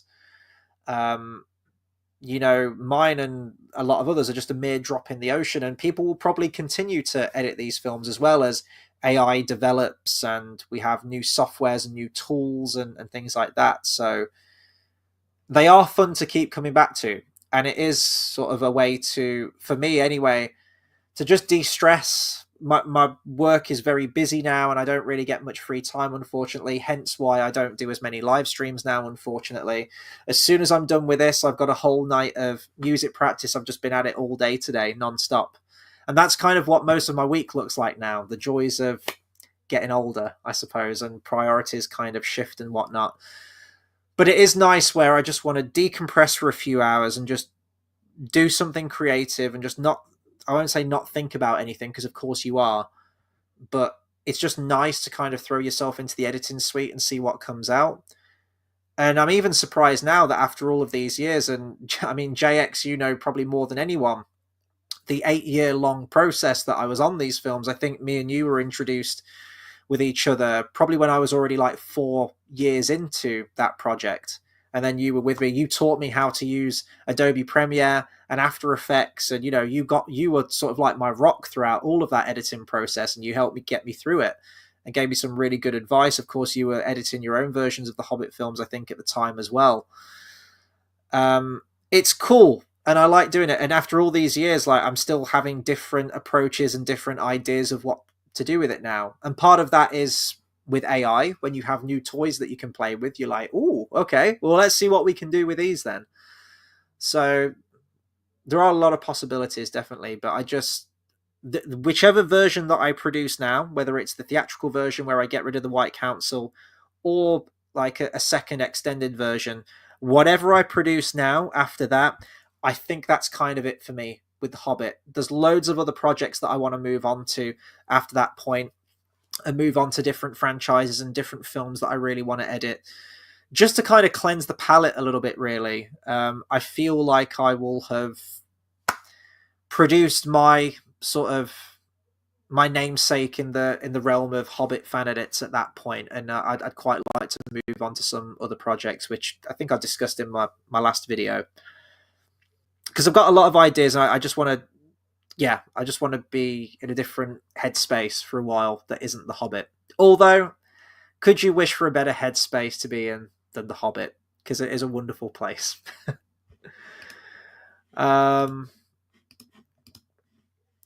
JX says, I have a solution for the tonal problem with the necromancer fight. Gandalf is explaining to Thranduil about the army. He asks why Sauron would show his hand. Gandalf, we forced him. Cut to the fight. This is why I think we forced him is the best place. I'm probably going to have to produce, like, I'm going to produce that edit again, I think, and then we can just look at it a bit more critically. Like, we'll look at them side by side and see which one we think's best. Kurt says, I feel like if you were to have the introduction of Galadriel and Saruman, but cut the White Council, you'd need to put Gandalf's everyday deeds speech back in its proper place. But if you include the White Council, you can keep that scene at the end. That's actually a really good point. Yeah, because I guess it does smooth it out, doesn't it? It's a shame then, because, you know, we get so much Galadriel, then we get a lot of Elrond, and we get one line from Saruman, which is a shame when we do have so much, you know, great Christopher Lee material that he was able to do for the Hobbit films. There'd be that part of me that's eating away. And that's just me as a Christopher Lee fan, as a fan of his portrayal of Saruman. You could not wish for a better Saruman. And to just remove all of his scenes, it's just like, it doesn't sit right with me. But I know deep down it's probably better for the narrative and serves the story better to remove him. But yeah, I agree. I don't know. Mate, that's actually not a bad shout, moving that scene back to that point. But as I mentioned, I really, really like the new place that I've moved it to, and I think that just works so much better. And it very much is the ending of the story. It's Gandalf recounting everything, and maybe in a very verbose way and sort of tugging at the heartstrings kind of way, he is summing up what the whole message and meaning of The Hobbit really is.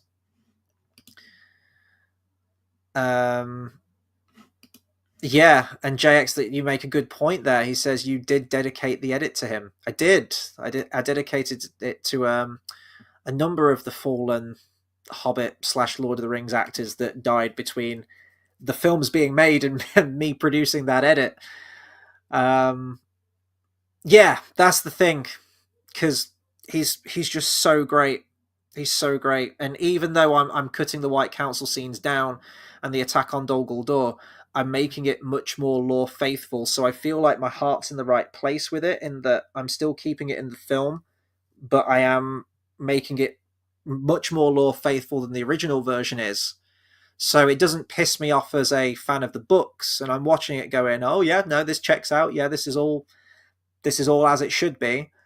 The main issue is that tonally, does it fit with the rest of the story, and is it important to the rest of the story, really?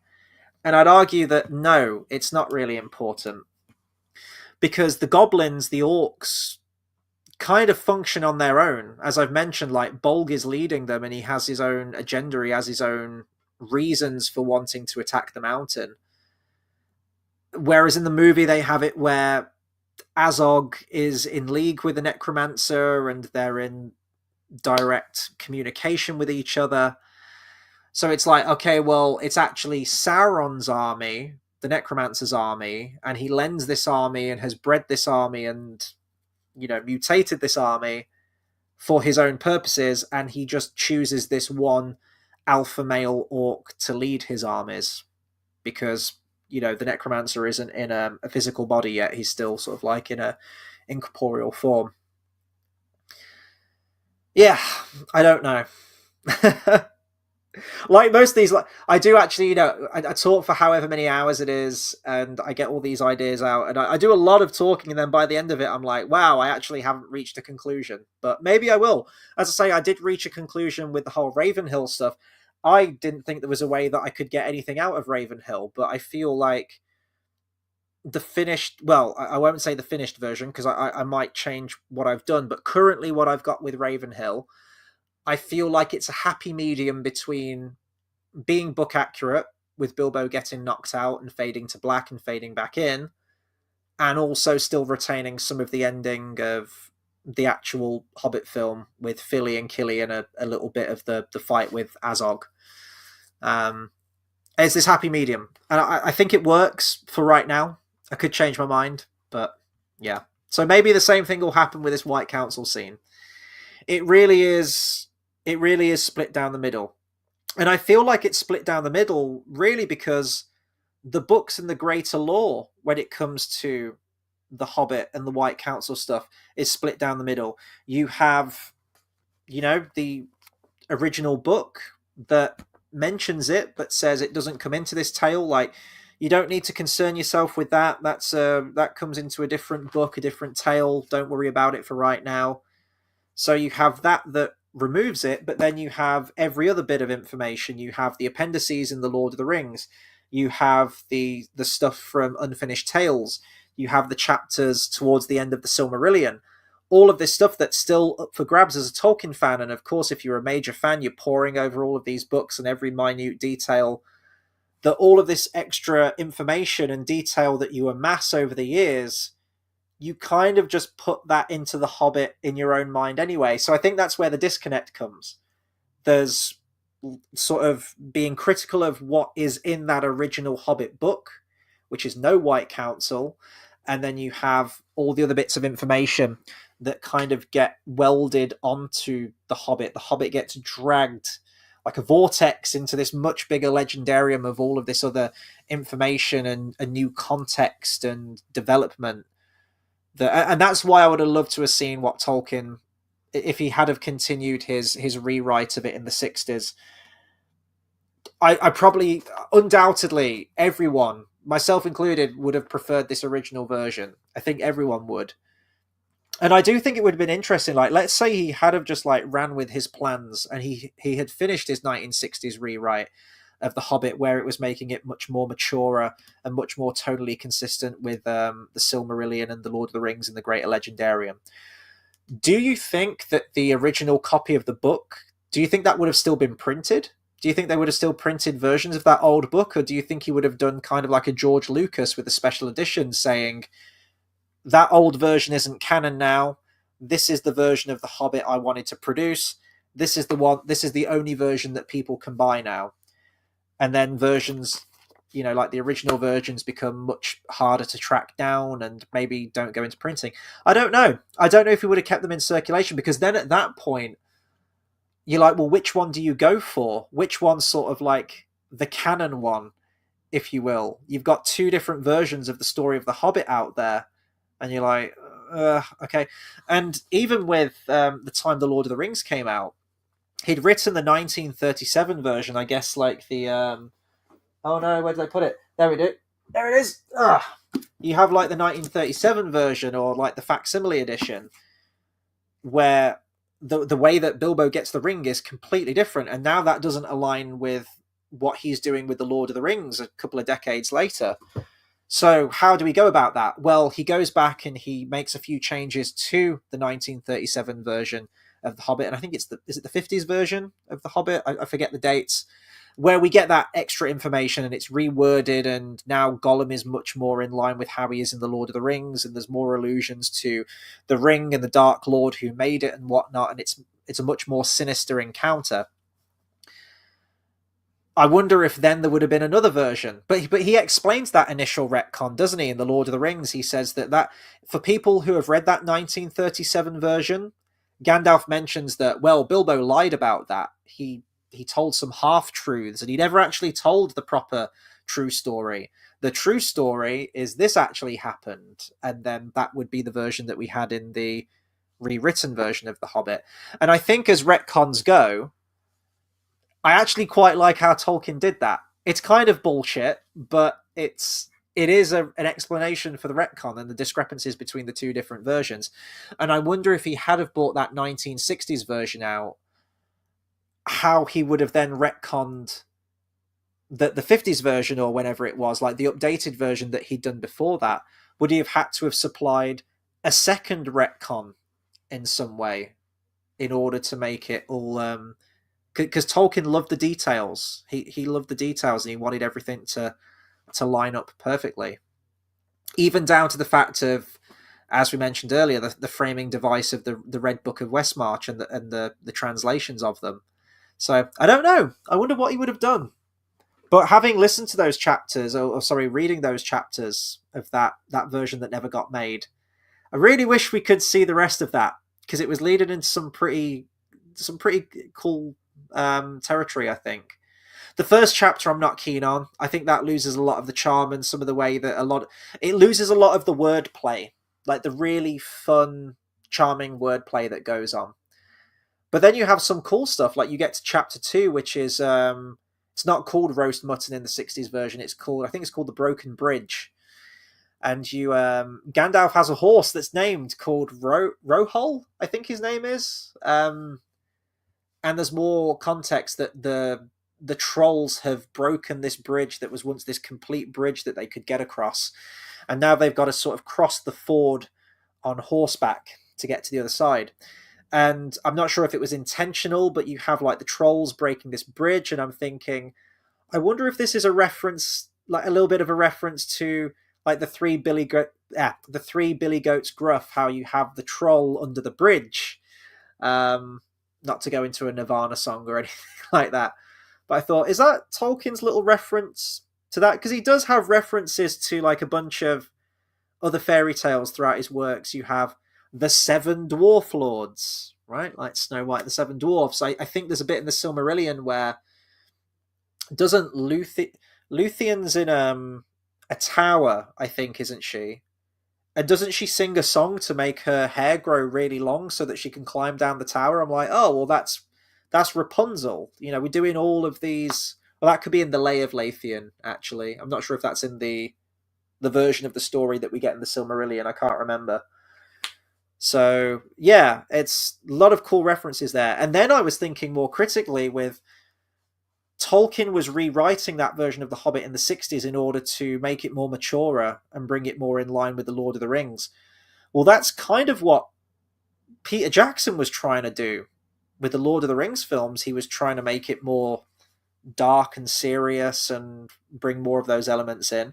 And I guess a neat little comparison is between the two is that in the Broken Bridge chapter in the history of The Hobbit, you have Gandalf's aware that something is causing this damage to the landscape. Something has broken this bridge, and it probably puts the idea in his mind that there's trolls nearby. And you do have a similar kind of story beat to that in Unexpected Journey, where Gandalf finds that farmhouse that's been destroyed, and he's like, a farmer and his family used to live here. And he's kind of putting it together in his mind that I think it would be wiser to move on. Like, this shouldn't have happened. Something's caused this. And then we later find that it's trolls. So, similar story beat there. I think where Peter Jackson sort of went wrong with this initially in An Unexpected Journey, and even some other moments in the rest of the story, is that he still tried to retain some of the childlike qualities. He had blunt the knives and bend the forks. He had the comedy trolls. He has like all the wacky comic relief shit. He has the Great Goblin, Barry Humphries doing his song and dance number. But then he also tries to make it dark and serious. So then you have the two rival tones. Whereas Tolkien, at least, was pretty much removing all of like the modern references and the wordplay and the childlike elements to it to try and keep it just inherently much more serious and grandiose in tone. So I think it would be a case of, if you're going to adapt it, pick a lane. Like if Peter Jackson said, right, I'm going to adapt The Hobbit, I'm going to do the Hobbit films, but I'm going to give it the tone of the Lord of the Rings, I think that would have pissed a lot of people off. But I think the final product would have been much more cohesive, and you could go, okay, well, actually, I can understand why he's done this because he directed the Lord of the Rings films and he wants to keep it in line with those. On the flip side, he could have gone completely the other way and gone, right, I'm going to make a film that's more like Labyrinth or something, or one of these like child fantasy films like Ridley Scott's Legend or something. And it's much more swashbuckling, and we're going on an adventure like the Goonies to get our gold. That could have worked too. And then if he'd have gone like really, childlike with it, that would have been fine. But I think it was the fact that he tried to do two things together, which muddied the waters, and I don't think that works.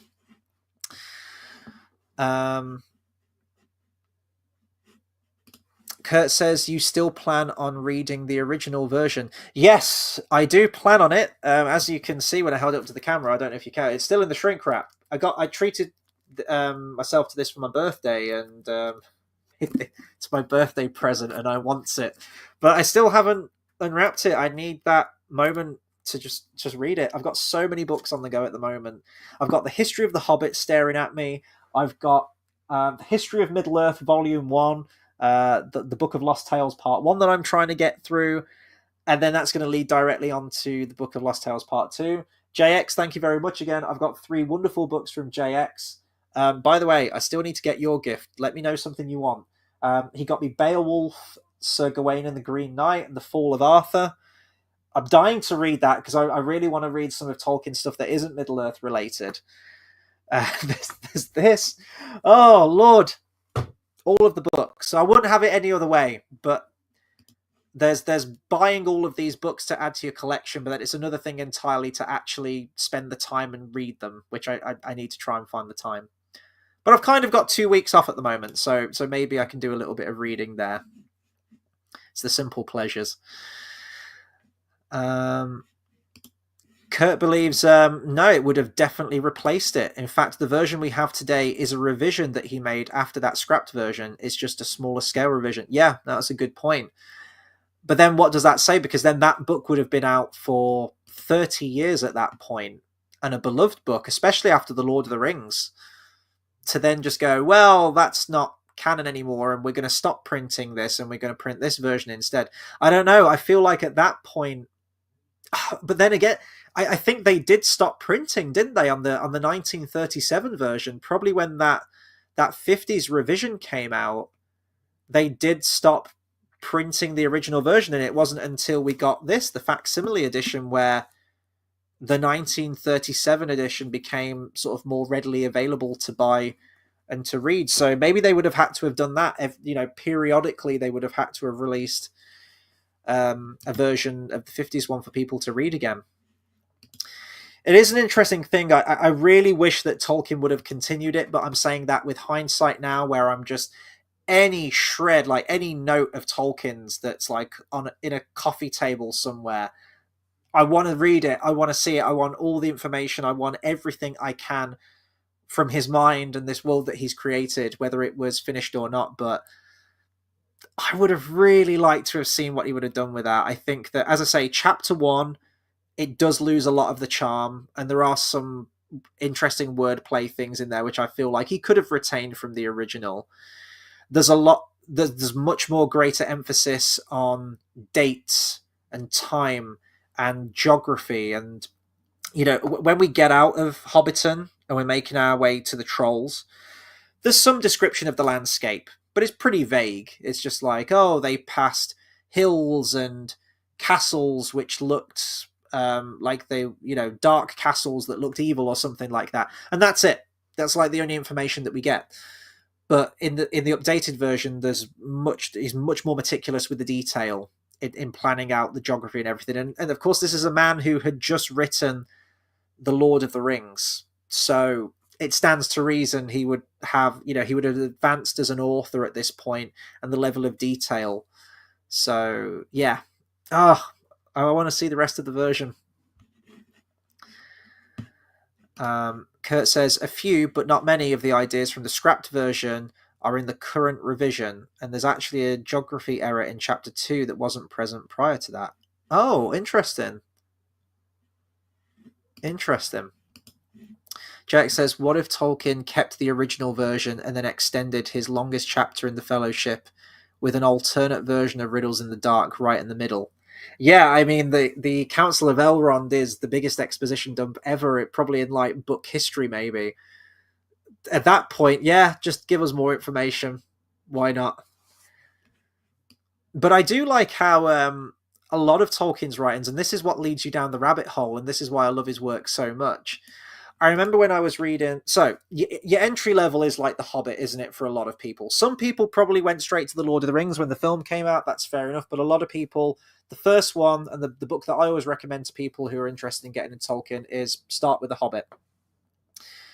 Then an argument could be made to go straight onto The Lord of the Rings, because initially it does begin with Bilbo again, and it's characters that we know, and it's back in the world that we know. I think an argument could be made that you could then go to the Silmarillion. I know that Tolkien originally wanted the Silmarillion and the Lord of the Rings to be packaged together in one big book, and the publishers were like, fuck no, we're not doing that at all.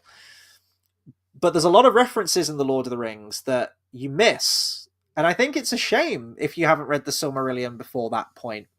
You know, there's the bits where Frodo's saying stuff like, oh, Elbereth Gilthoniel, and I was reading that like, well, okay, who the fuck's Elbereth? Like, I know it's Elvish, but like, who's that? I don't know. And then you get the Council of Elrond, and Gandalf says something like, even the fires of Ancalagon the Black couldn't melt the ring or destroy the ring. And I was like, okay, what's Ancalagon the Black? And, you know, you do a bit of Googling and you're like, oh, he was this big dragon. I'm like, well, it doesn't say that in the book, does it? Maybe in the appendices. And it leads you down this rabbit hole. And it's like, oh, well, if I'd have read the Silmarillion before The Lord of the Rings and it led me straight into it, then we get all that information. I guess an argument could be made not to read the Silmarillion before the Lord of the Rings, because it does give a very abridged account as to what happens during the War of the Ring. So it would spoil the ending of the Lord of the Rings for you if you haven't read it at that point. So I can kind of see that too. But then even when I was reading the Silmarillion, I got to the Beren and Luthien chapter, and it was saying a more complete version of this story can be found in the Lay of Lathian, and I think the Lay of Lathian's is like italicized, and it's like that's the more complete version of this story. I was reading this book, I was going, well, I want the more complete version. Like, where do I find that? Where's the Lay of Lathian? What is the Lay of Lathian? How do I find it? And then, you know, you buy the Unfinished Tales and you're pouring through it, and like, the Lay of Lathian, where, okay, it's not here. And then you later find it's in a volume of the History of Middle-earth, but it's not in volume 1. Oh, no, it's not in volume 2. No. It's in volume 3, The Lays of Beleriand. And all these complete epic poem versions are all in there.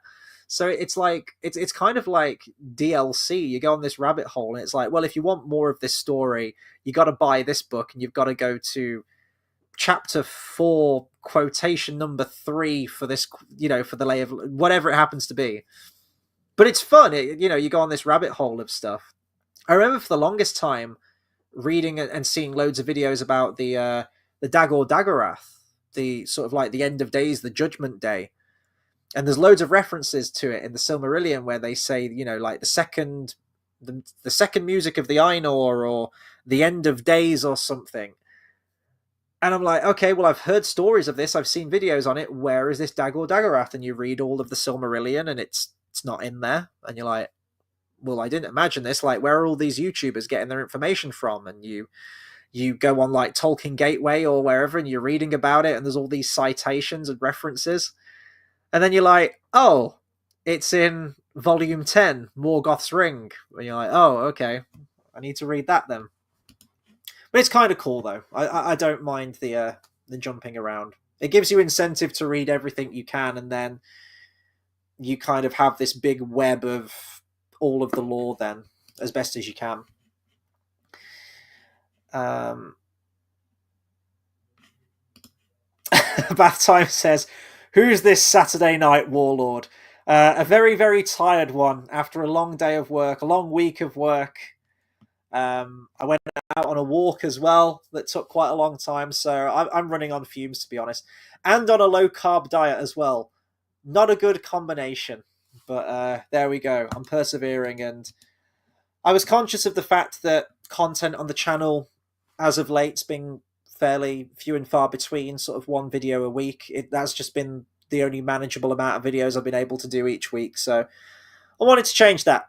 And I like talking about this stuff, and I mean, it helps me as well creatively with the project that I'm doing, but also it's just always nice to talk Lord of the Rings, Middle Earth, and Tolkien on this channel. And yeah, it's good to spend Saturday night with you guys as well. Kurt says the alternate chain of events from Chapter 5 are already in the prologue to The Lord of the Rings. The revised Chapter 5 actually wasn't originally intended to be published. It was just something for the publishers.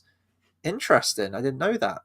I have read the prologue before in The Lord of the Rings, but obviously I don't know it verbatim. I couldn't remember if that was in there or not. Kurt says, so they could read it for fun. Tolkien was legitimately surprised when it made it into the newest edition. Oh, interesting. I do like the newest edition, though. I mean, of course I do, because it just makes it more cohesive, doesn't it? But like, I am dying to read the facsimile edition of The Hobbit, because I thought the only changes to it were the fact that the elves were originally called gnomes, and then you've of course got like the original Riddles in the Dark chapter where Gollum is a very, very different character and much less sinister. But since then, I've heard there's loads of slight little differences in the language as well. I think initially in the book, when they get to Rivendell, and there's a description of Elrond's character. I think in the original 1937 version, Tolkien describes Elrond that he was as kind as Christmas. Which, when you know that he wrote the letters from Father Christmas, it's, you know, he was writing this book and, you know, reading this book and these chapters to his kids as a bedtime story. It makes sense that he'd use terminology like that, but then you're like, okay, Christmas, kind as Christmas in Middle Earth, that doesn't really fit. But there is a little bit that did escape into the actual version that we have now, isn't it? Where it's during the out of the frying pan into the fire segment where they climb into the trees, and I think it mentions that Gandalf climbed to the top of a giant Christmas tree. I'm like, you know, Tolkien, his close friend, C.S. Lewis, a lot of the problems that Tolkien had with C.S. Lewis's mythology was the fact that it was kind of this hodgepodge, this amalgamation of loads of random shit that didn't make sense. He was probably pissed off the fact that Aslan was actually Jesus, not an allegory for Jesus, like he is actual Jesus. That probably pissed him off. And then also the fact that you have this fantasy world where you have things from Greek mythology, where you have stuff like minotaurs and centaurs and satyrs like Mr. Tumnus and whatever, and like little nymphs and imps and whatever. But then also you have Father Christmas actually rocking up. But I'm like, Tolkien, you did originally in your Hobbit story mention Christmas, so, you know, get off his case. Kurt says, so originally the fact that we read was a lie all along was a plot twist, but now it no longer is. I quite like the retcon. I think it's necessary, and I like the updated version. I guess an argument could be made that if he did want to bring in the Lord of the Rings, if he did want to bring in the Hobbit and he did want to do a sequel to it, then why not just, like, if you'd written originally that Gollum was just this dude that had this ring and gave it up willingly, I guess the story for your sequel can't be that this ring is like impending doom and is created by Sauron all along. If you were trying to keep it wholly in line with what you'd written, you just wouldn't write that. You'd have to come up with a different idea. So I don't know whether I like that idea of, right, well, actually, no, this ring's going to be, like, really fucking evil, but because of that chapter now doesn't make any sense, so now I'm going to have to completely retcon everything I've done in order to bring that now in line with this new idea that I've had. It's kind of like, I give George Lucas a hard time for this, in that we have the originals and we have certain things that are mentioned, which are then contradicted in the Star Wars prequels. And my argument would be, well, no, go back and watch your originals, know what has to stay the same so that you can keep continuity, and then make your fucking prequels in line with whatever you've said in the originals. That's how you should do it. And I'm really against George Lucas for that in a lot of respects with some of the choices that he made in the prequels. But then Tolkien kind of did the same. Like he went in and made a sequel, one of arguably the best sequel in the world with the Lord of the Rings, but he chose to ignore what he'd done for the Hobbit in order to make the story, while still trying to bring the Hobbit into it. So the two are kind of at odds with each other. I don't know. What do you guys think of that? I'm not bad mouthing Tolkien, but I'm just saying if you're going to produce a sequel, you got to kind of keep it in line with what you've done before, which would then negate the need to do all of these revisions and retcons and whatnot. Bath Time says, I think The Hobbit was decent at reflecting the tone and style of The Lord of the Rings for the Shire scenes. Yeah, definitely.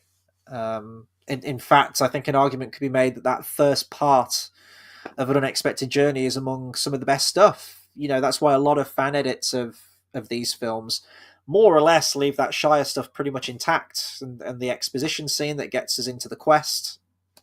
It's all good stuff. There's a reason that people leave Riddles in the Dark or the Smaug scene pretty much untouched, is that it's all good stuff. It's a good enough adaptation. Yeah, they do leave some stuff out which I would have preferred to have seen, but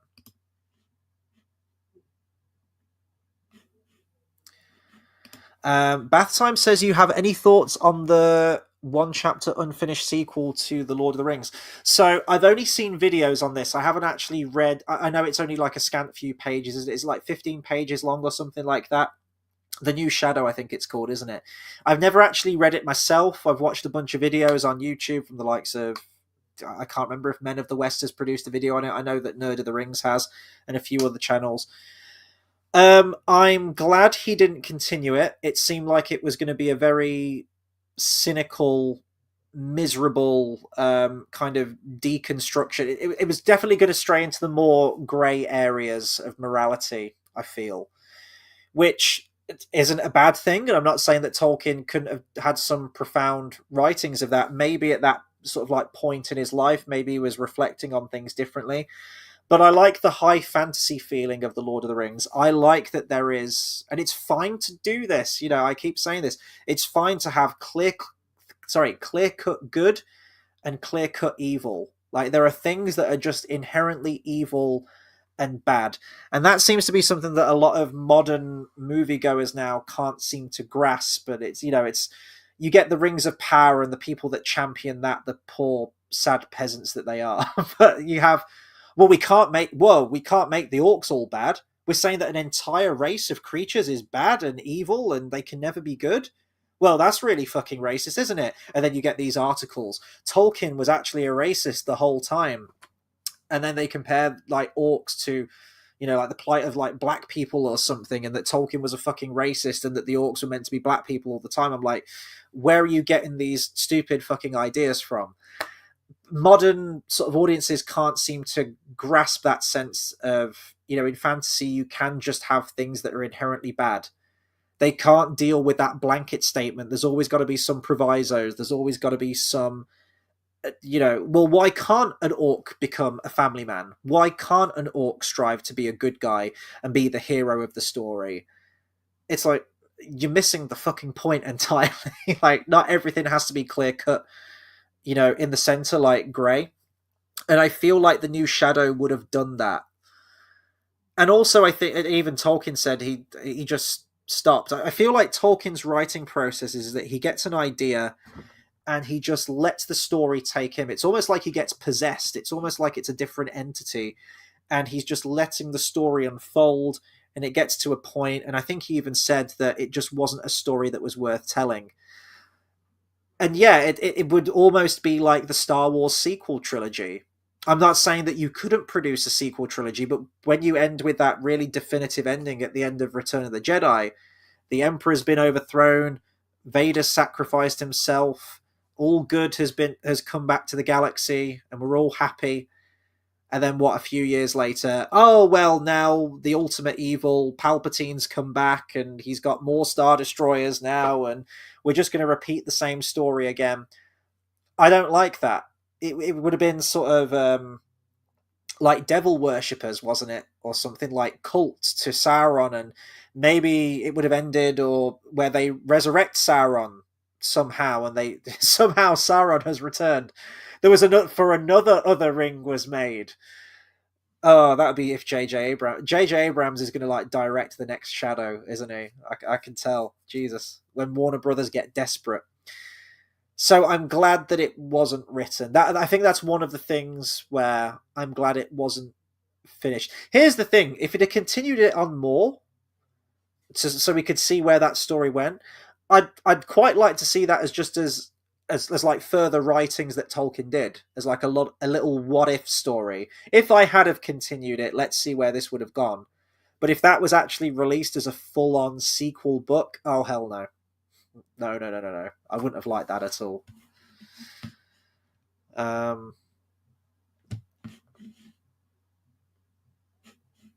Let's see. Bath Time says, if you're on holidays and have the desire, I'd love to think of doing something together on YouTube. Yeah, absolutely. JX, I know you're going to mention the video about the like the monomyth stuff. You have linked me to something about that, because here's the thing, Bath Time. I'd love to have you on the channel. You know I would. We've discussed this in the past. You are much more knowledgeable than me about the whole like monomyth and comparing stories to, you know, like their hidden meaning. What are they actually about? That is your wheelhouse, and you know your shit with that. And I would have to do some research on that on a given topic of whichever thing that we talk about. But yeah, shoot me a message, man. We'll have a chat sometime. We'll jump on a hangout like this or something and discuss some ideas, because whichever video idea that we go with, I'm going to need to do my research. I don't want to just because you'll be able to tell. You'll know that I'm just like bullshitting on the spot, and I want us to have like a proper so we're on like the same wavelength with it. So, but yeah, we'll have a discussion, man. It'd be great to have you on the channel. Kurt says, in the description of hobbits, it says they are, or were, small people, smaller than dwarves, and they have no beards, but very much larger than Lilliputians. Yeah, and that's in the, is that in the 1937 version, I think? So the Lilliputians, if I remember rightly, are from Gulliver's Travels. And the tiny little things in Gulliver's Travels that, you know, like when they tie him up. So that's kind of like a little bit of a fourth wall breaking there moment from Tolkien, where he would have been aware that most people would have heard of Gulliver's Travels at the time and known what the Lilliputians are, and he's directly referencing to that. So yeah, I'm glad stuff like that got lost, because it is a little bit weird.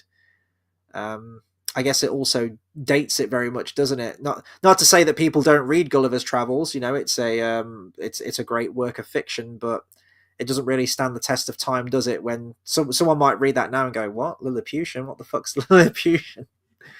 And then you go to Tolkien Gateway and you're like, what's a Lilliputian? And it says, to know more about Lilliputians, go and read Gulliver's Travels.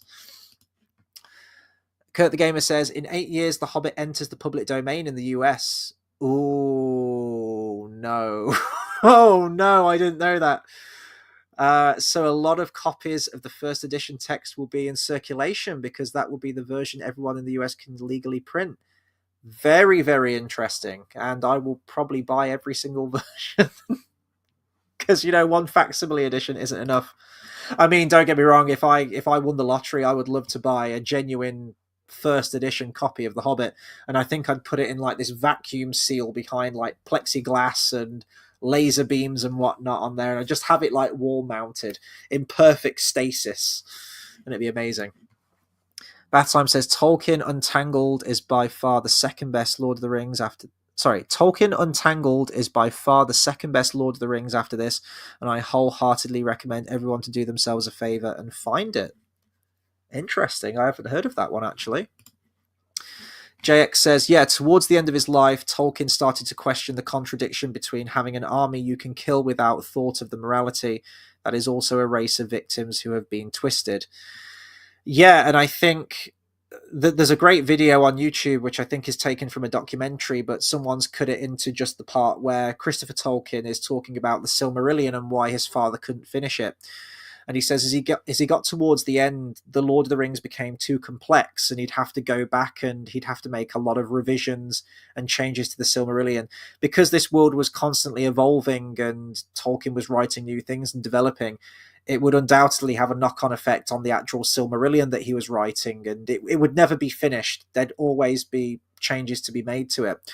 But I know that similar to that, you talk about that Tolkien was thinking more about the morality of things.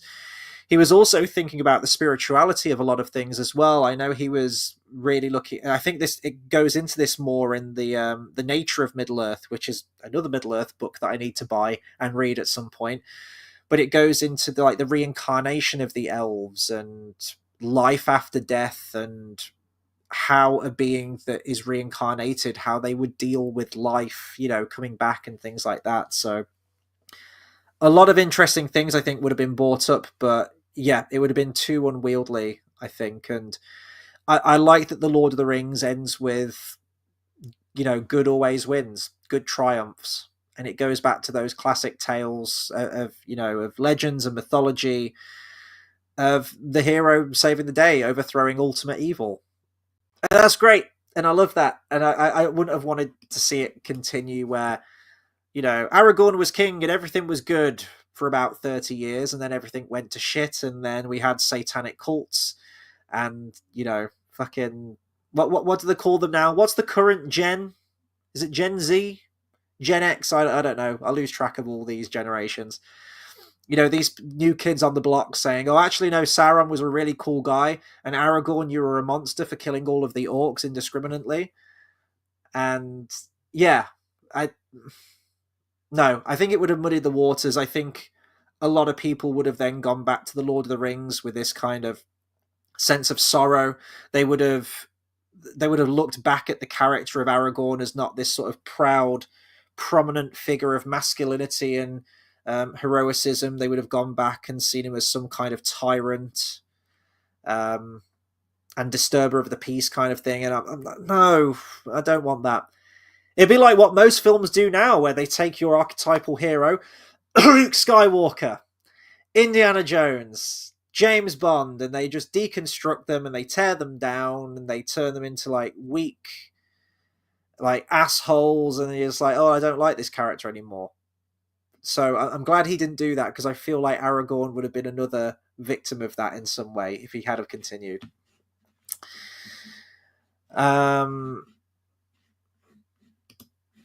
Let's see. Bathtime says Gulliver's Travels by Swift is satire of the time, so I think it's done extremely well to still be in the public consciousness. Bathtime also says, I love how Tolkien was equally fascinated by his work and would probably have had his own YouTube channel talking about his theories in this day and age. Oh, if only we could. That would be great. I always say, when people ask you that question, if you're hosting a dinner party, which celebrities would you have, alive or deceased, if you could have a conversation with them? And I'd love to have Tolkien as a guest. We could both smoke a pipe. I don't smoke, but if Tolkien was coming around, you best believe I'd be buying a pipe. But it would be a miserable experience for him, because I would just be like, right, tell me about the Blue Wizards, because you never really discuss them enough in your works. Tell me everything you know. Who really is Tom Bombadil? Tell me the answers. Tell me everything you know. I have questions that need to be answered. Bathtime says Sauron was just trying to industrialize a multicultural society. Viva Sauron tariffs on lembas bread. Yeah, this is what we would have got. And I'm sure a lot of modern audiences would have loved that, by making them human. Yeah, Kurt the Gamer. Bolg just wanted to avenge his father. Yeah, I'm kind of guilty of that, because that is his motivation. Technically, we do get that in the book. Bolg does show up out of nowhere. It's like, oh, Bolg of the North is attacking, and it's like, who's Bolg again? And then so that we're all on the same page, Gandalf's like, "Oh, Ironfoot, you slew his father in Moria," and you're like, "Oh, okay." But we never get any dialogue from Bolg. Like, Bolg's just there. He's just a bad guy. He's just the chief of all the orcs at that point. So I have given him that motivation in my edit, and I stand by that. But yeah, the argument could be made. There you go. We've made Bolg morally grey. Look at that. JX says, Tolkien believed too hard in nobility for Aragorn to be anything but a perfect leader. And you know what? Here's the thing. There's nothing wrong with that. That's fine. Why can't we have that? It's nice to have these noble legends to look up to that instill you with courage and hope. And, if you're going through a shit time, you have these characters that you can relate to or have life lessons from. Some of the film characters that I'll throw out that I get that from, both by the same director, actually. But the Rocky films, loads all the way through that, whether it be from Mickey, whether it be from Apollo, or later on Rocky himself. And then you've got the Karate Kid films, especially the first one. Mr. Miyagi is just one of my favorite film characters of all time.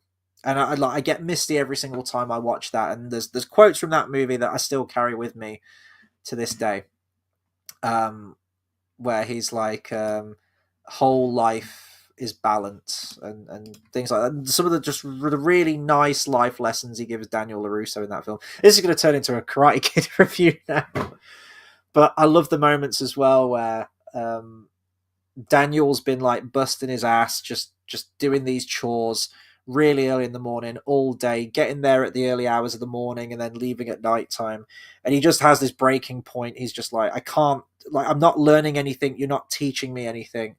But then Mr. Miyagi puts it all into context for him. It's just, so fucking great. I love characters like that. I love sort of like the wise characters that you can just get life lessons from. Yoda as well from Empire Strikes Back has some great stuff on Dagobah. Yeah. It's always good to have characters like that. And it sucks when you see them destroyed before your eyes. Kurt says, Bolg's father being slain by Dane is still in the first edition, though Azog isn't named. Oh, interesting. I didn't know that Azog wasn't named in the original. Very, very interesting. Okay, so Bolg's father being slain by Dane, I need to change that in my edit as well, is still in the first edition, though Azog isn't named, so you can bet we'll be getting Bolg as the hero book in 8 years. Bathtime says, I think Tolkien would hate the films and TV shows, but he'd love reaction channels to him. I bet he'd love people's reactions. Yeah, I do too. Oh, he'd detest the films. He'd absolutely hate them. JX, actually, you mentioned if you could show Tolkien either the Lord of the Rings films or the appendices of the films, which would you show him? Now, I think most people would go, well, you'd want to watch the films with him, wouldn't you? But we all know that he'd hate them. He absolutely hated them. His son, Christopher Tolkien, hated them for all the same reasons that I think his father would have hated them as well. I think they're fantastic films, but that being said, the tone of them are very different between the book and the film. There are a lot of changes made to the films, which, if you're a book purist, you probably won't like. And there's some that I don't like in hindsight now. I've grown to have more of an attachment to the books over the time, but I still love those films. Tolkien would have fucking hated them. But it could be interesting to see his reaction to the appendices and just see that sort of love for the material and how they're creating this world and everything. So yeah, maybe you'd get a kick out of some of that.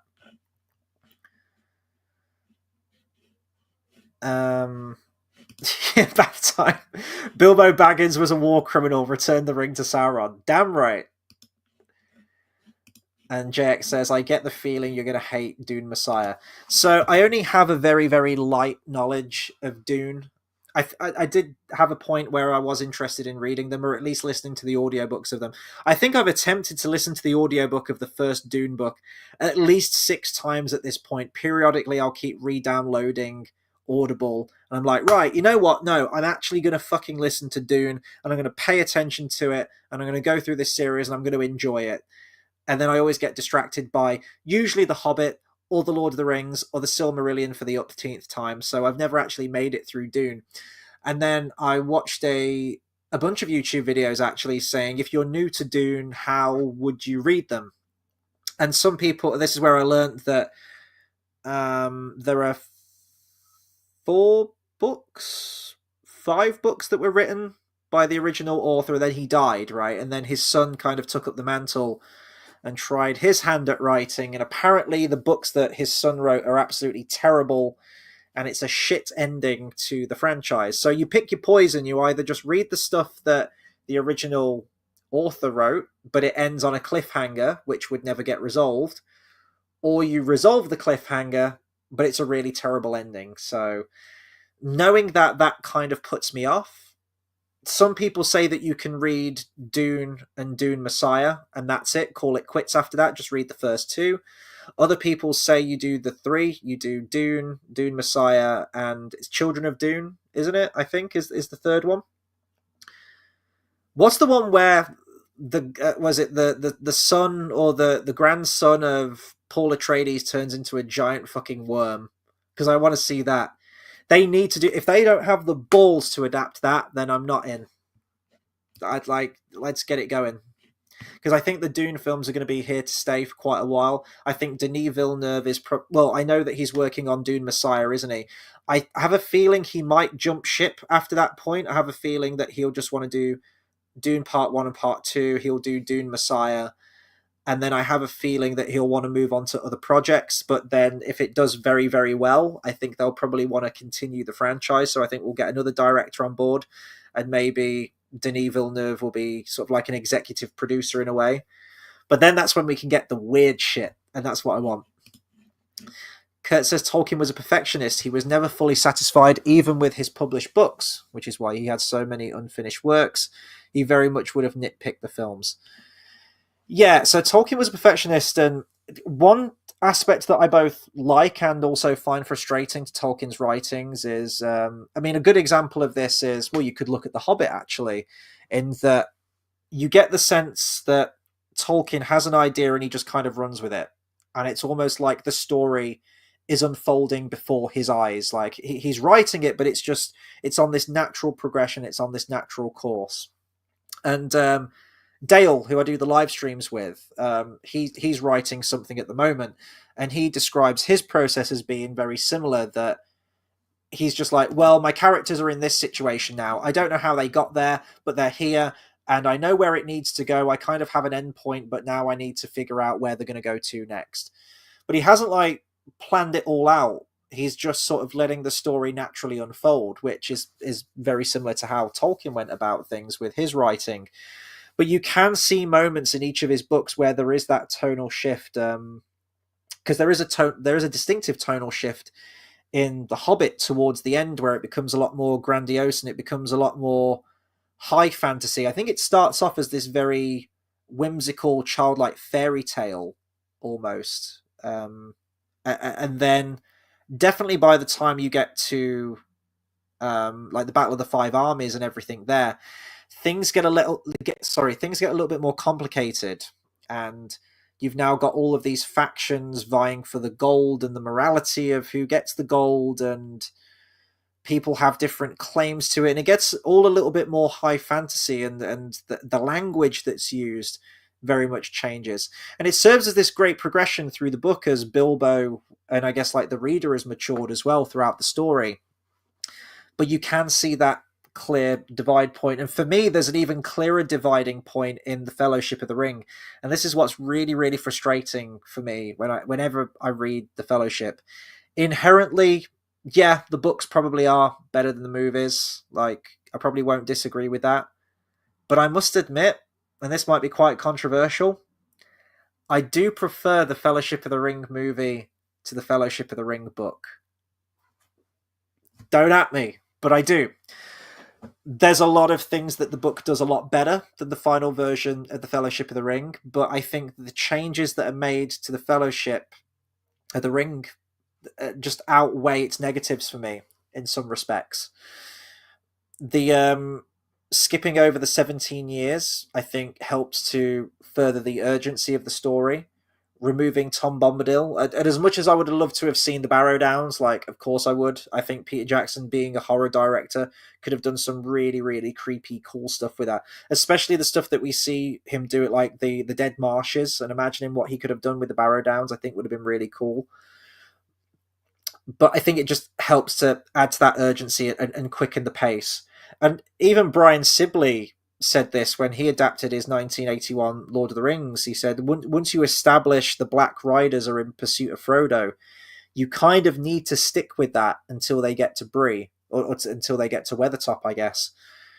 Because if you suddenly set up this threat, but then you veer off on this happy, frolicking, they meet up with this fruity forest-dwelling fuck, Tom Bombadil and his missus.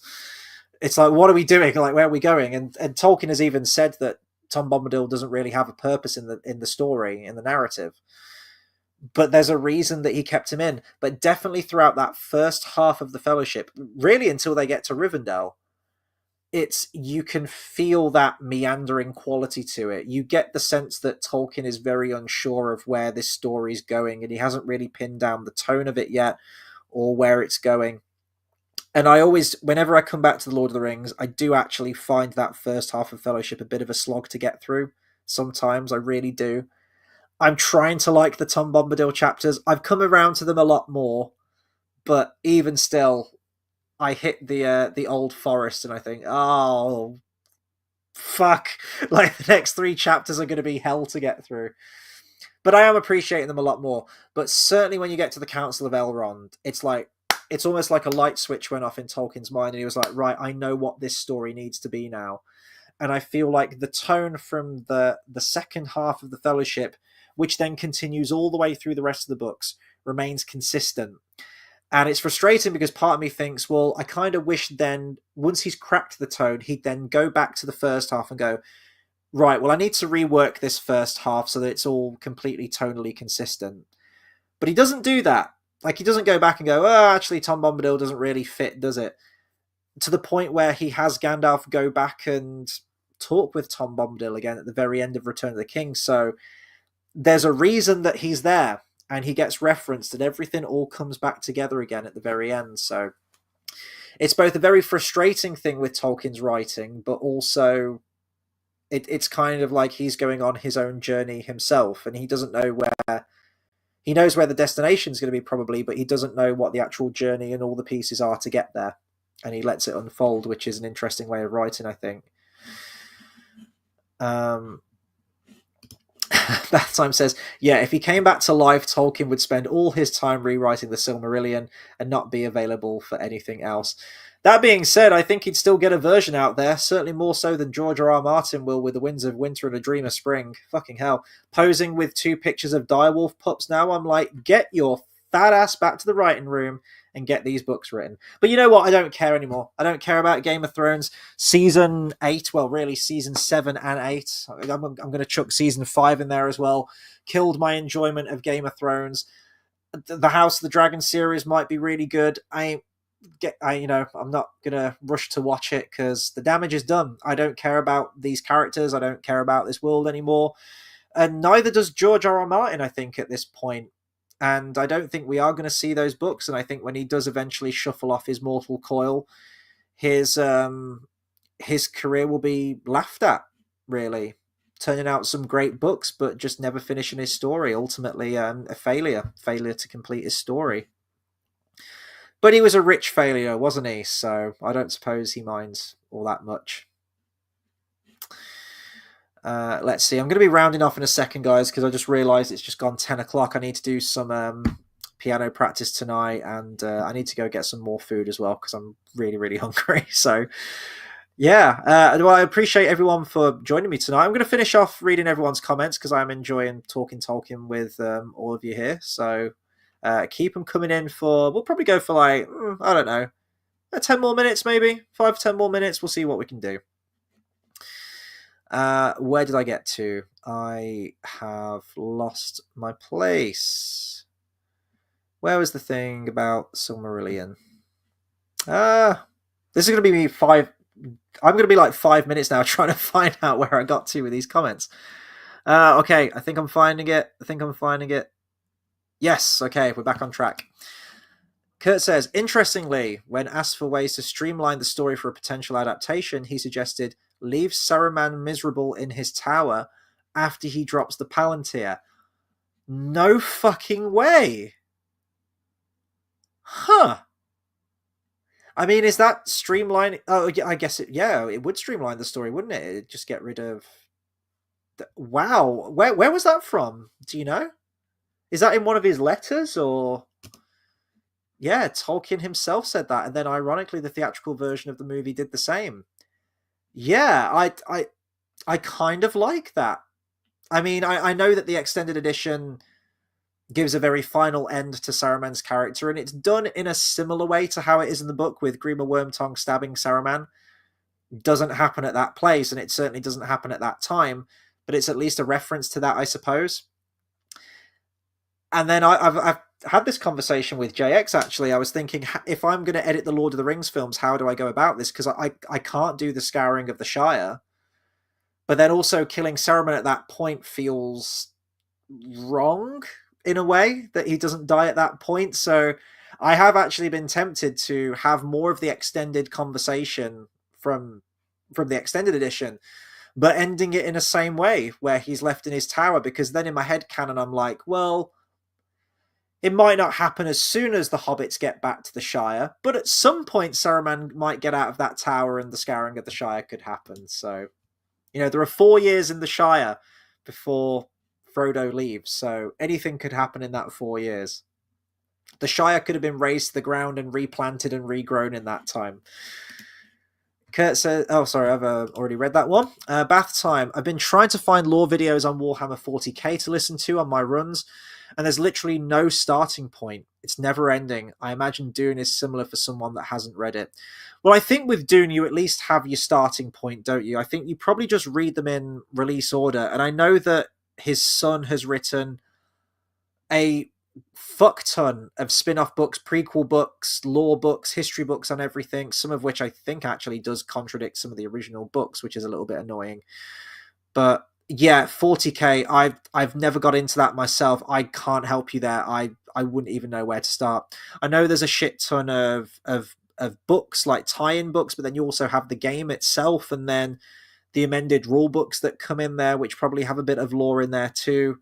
I don't know. I don't envy you that, but I know that feeling of like a fan base of something that you really do have a curiosity to get into, but it's just kind of impenetrable at that point. It's like Dale keeps telling me to watch Dragon Ball Z. He's like, "Oh, Dragon Ball Z is really good," and then I've watched some other channels where they're talking about Dragon Ball Z. I'm like, I'm sure it's great, but there is no way that I can get into that series at this point. The ship has long sailed, and there ain't no way I'm catching up with it. So there are some things where you just have to let them go. But I don't know. I think with Warhammer 40k, it might be doable. There's got to be some channels out there that you can start with, or see if anyone, I don't know, gone to like Reddit or something. See if anyone can recommend a starting off point book for you to get into it, or at least get the broad strokes of the universe.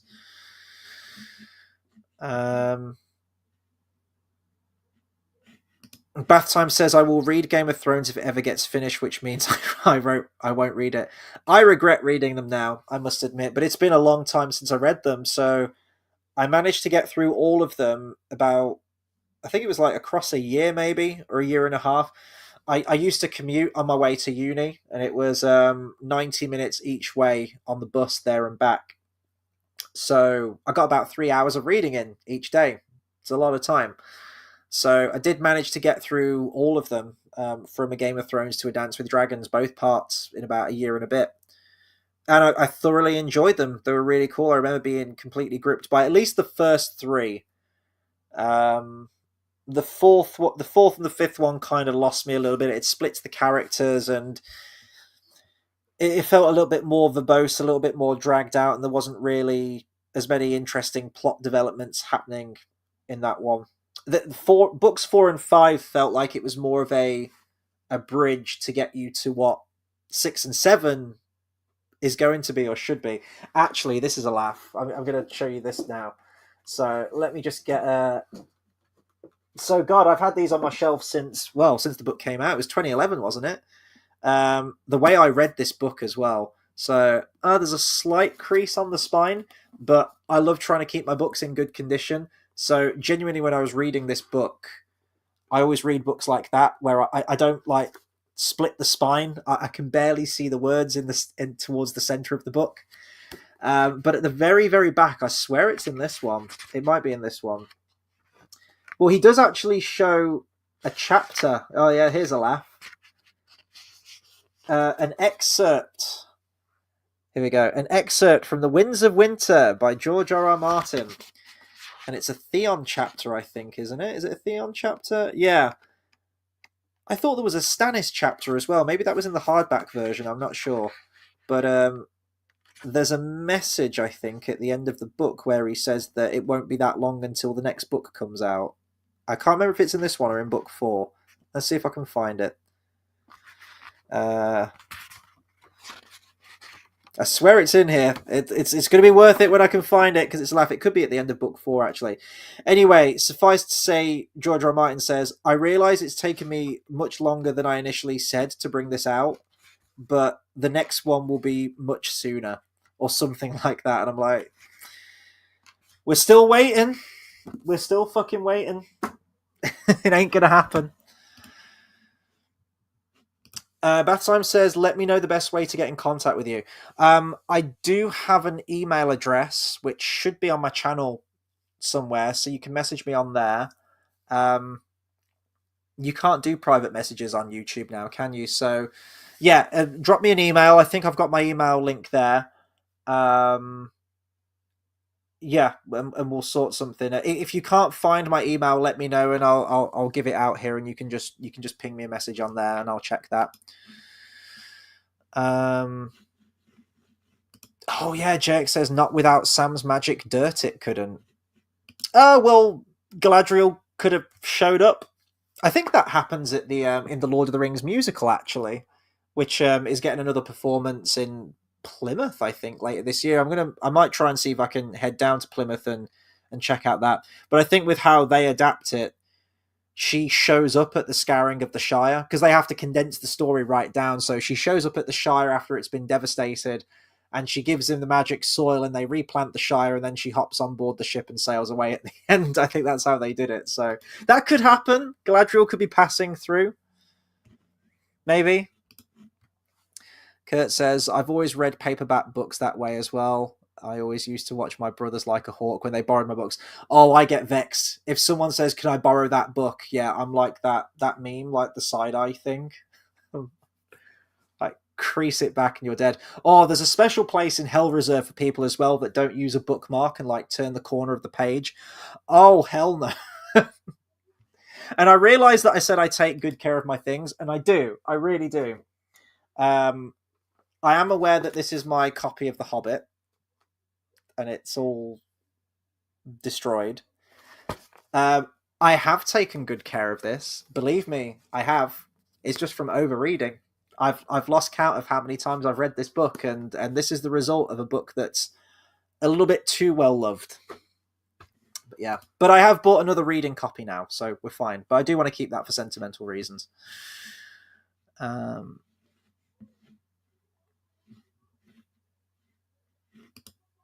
Bathsime says, no worries, I'll email, don't want to be a pain. No, you're all good, man. No, you're not a pain. Yeah, just drop me an email on there and I'll check it like either after this live stream or I'll check it tomorrow and we'll see if we can set something up.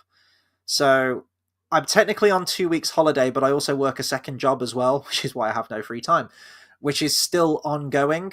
But I do have a couple of extra free days here and there now over the next couple of weeks. So yeah, definitely we'll sort something.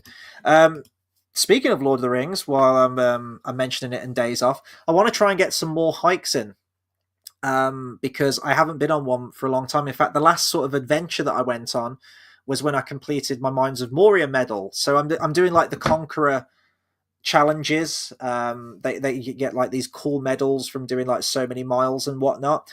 And currently I'm in Lothlorien and I'm like, I need some kind of forest walk. I need something that's visually stunning, that's going to be my Lothlorien. And actually, I've like the places that I've been to. I really like that the challenge map is almost like Bilbo. It's helped pushing me out of my comfort zone because I do get very homely, and I am a workaholic, and I do get tied in with things like like music practice. Like I go to work, I get in, I get food. If I'm not at the gym, like I'm having to do guitar or piano practice, and that's my lot in life. Like I pretty much just stay in doing all of that all the time. But these challenges have helped me get out more and push myself a little bit. So, like when I was doing challenge one and it ended in the Prancing Pony, I was like, well, I want to try and find a location that is very similar to the Prancing Pony. And I actually went to a place near Morton in the Marsh, I think it's called, where apparently there is a pub that Tolkien based the Prancing Pony on, and there's a little plaque outside. So I went there. So when I finished my walking challenge, I went there and I got a pint and I ordered some food, and it was great. And I've got that memory now. So I'm like, oh, that's kind of my Prancing Pony that I went to. And I've tried to do that for like every single major location. I wish I could do it all the time for every single mile, but then these challenges would never get done. For the Mines of Moria, I went to Wales. There was this abandoned mine that you could explore, where there was like zip lining and abseiling and cave climbing and all of that stuff. And now that's sort of, and we walked across this really narrow bridge with a death drop on either side, and we did a free fall. That was my Moria. That was my Mines of Moria, and that was really cool that I've got that memory. But now I'm at Lothlorien, and I really need to do something for Lothlorien. And I've been doing a lot of walking recently, just sort of like, to the gym and, walking back. And I'm clocking my miles and I'm going across the map, but I'm almost out of Lothlorien and I haven't done anything forest related, and it's really bothering me because I'm at Calas Galathon at the moment. So I'm tempted to do a hike to I'm not a hike to, I'm tempted to drive to the Forest of Dean and do a hike there. I was trying to find some forest that Tolkien was inspired by, and I did see that name crop up, and that's in Gloucestershire. So I might end up doing that one. Then, once I'm out of that, I hit the River Anduin. And towards the beginning of these challenges, when they first announced them, I was in a conversation with a fellow Lord of the Rings nerd, and we were trying to see how far they would have had to have rowed, because I was thinking, in like the boats, I was thinking, I want to try and match what the Fellowship did as much as possible. So when they get in the boats, I could go to the gym and I could go on the rowing machine, or I could go kayaking, or, something like that. And I'm approaching it soon, and we worked it out, and apparently they row about 346 miles down the Anduin. It takes them days in the book to get down that river, and also they had the current helping them too. So, yeah, I need to think of something to do for that. It's either going to be a lot of sessions at the gym just on the rowing machine. Gains are just going to disappear because I'm just going to be on the rowing machine constantly. But I might see if I can do some like paddle boarding or kayaking or something. That could be cool to do. But anyway, there's loads of challenges coming up, and I want to try and do some stuff. So hopefully you guys are doing some fun stuff over the Easter and you're all having a good break, whether it's just relaxing or whether you're planning on going on holidays some places as well.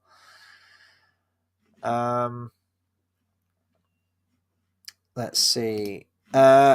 Very good question. How long before I finish my edit of The Hobbit? Very good question. And I'm hesitant to put a date on it. It's going to be a lot quicker than 8 years. I will say that. When I was first doing the edit, sort of as I was mentioning, like Tolkien, like you just let this journey take you and see where it goes. My approach was in a very similar way. It was constantly developing, but now I kind of have more or less a clear blueprint of what it wants to be, and I just need to sort of recreate it. So it's going to be a lot quicker. Over these 2 weeks, I want to finalize the rough draft, i.e. just getting all the editing, all the footage in order that it needs to be. The audio is going to still be all completely jacked up, but at least I've got it in an order that I need it to be. Then after that, I'm going to start working on the audio. Now, that is going to be a slow business, especially because I'm working in 5.1 audio this time, which is a lot more cumbersome to work with than just regular stereo. I'm hesitant. I'm probably just going to say conservatively, probably the end of the year. I'm going to aim for, like, if I can get it done over the summer, happy days. I'm aware though that that's only a few months away, and I still haven't done any work on like the actual audio of the edit yet. Plus, there's new AI stuff that I'm going to need to do and refine. I'm going to tentatively say December. I think that's fair. It could be later than December. It could hopefully be a lot earlier than that because I want to move on to some other projects. But just knowing what my work schedule's like at the moment and sort of like where my priorities have to be, I only really get time to work on this when I get breaks. So it's going to be the next 2 weeks. There's going to be a half term in May, and then there's going to be sort of like 6 weeks off over the summer. So that's going to be like a good amount of time where I can get some solid work done on it. So hopefully sooner rather than later. Let's just say the end of the year, tentatively, I think. Bath Time says, for things like the challenges, I do sometimes find myself very annoyed I don't live in New Zealand. You and me both. One day I will get to New Zealand. I'm trying to save the pennies at the moment. I want to try and save... I want a bit of a nest egg. I want to try and save a certain amount of money before I hit a certain age, which I'm trying not to think about. In my head, it's in the far distant future, but time does move very, very quickly. So, yeah, I want to try and save a little bit more behind me before committing to a trip of that magnitude and that expense, because it is very expensive for a 2-week guided tour around New Zealand. Plus, you need spending money for merch. Well, I need spending money for merch. I don't know how I'm going to get it back in through customs and whatnot, but and then also, you know, just excursions and other extra stuff that you want to do, food, and yeah, it's a whole thing. But one day, if I go nowhere else in my lifetime, I just want to go to New Zealand, and I'll be a happy man, and I'll be done. Part of me would like to go back to Iceland as well and just appreciate that a little bit more. But I'm fine with that. I'm a hobbit. I like my home, as I mentioned. But I need to see New Zealand at some point, just so it's really there, and that'd be nice. And I think that's a nice note to end the stream on. So once again, I've gone on way longer than I expected to, but that was the dilemma of the White Council. So hopefully I form some kind of decision, whichever decision I end up making. I want to say a big thank you to everyone that's joined me this Saturday night and kept the conversation going. It's always a pleasure talking Tolkien-related stuff, and not even just Tolkien-related stuff, just hanging out with you guys and having a chat. I really appreciate each and every one of you for taking the time to join me tonight. If you haven't done so already, let me know your thoughts on the White Council. Let me know your thoughts on it in general when it's relating to the books, but more specifically to the films. Do you think it was worthwhile? Do you think it's a story that needs to be told? And how would your approach be in including the White Council? Do subscribe to the channel for more movie reviews, discussions, and live streams. I will be live with Dale once again on Monday, continuing our Don Bluth retrospective. We're going to be talking about Rockadoodle, which I watched for the first time a couple of days ago. That should be an interesting review. So we're going to be talking about that. And then, as I mentioned, in a couple of weeks' time, me and JX are going to be doing a sort of review on season 1 of Andor. And then we're going to be doing weekly live streams on as all the episodes come out. I think Disney are releasing them all in 3-episode batches, so it's a lot of episodes to get watched in one sitting, but we'll get it done and we'll get videos out to you guys, and there'll probably be some other Lord of the Rings related stuff sprinkled through here and there as I keep you guys updated with what's going on with the editing process. So yeah, big thank you to everyone. Thank you for joining me, and I'll catch you on a video very, very soon. Take care, everyone.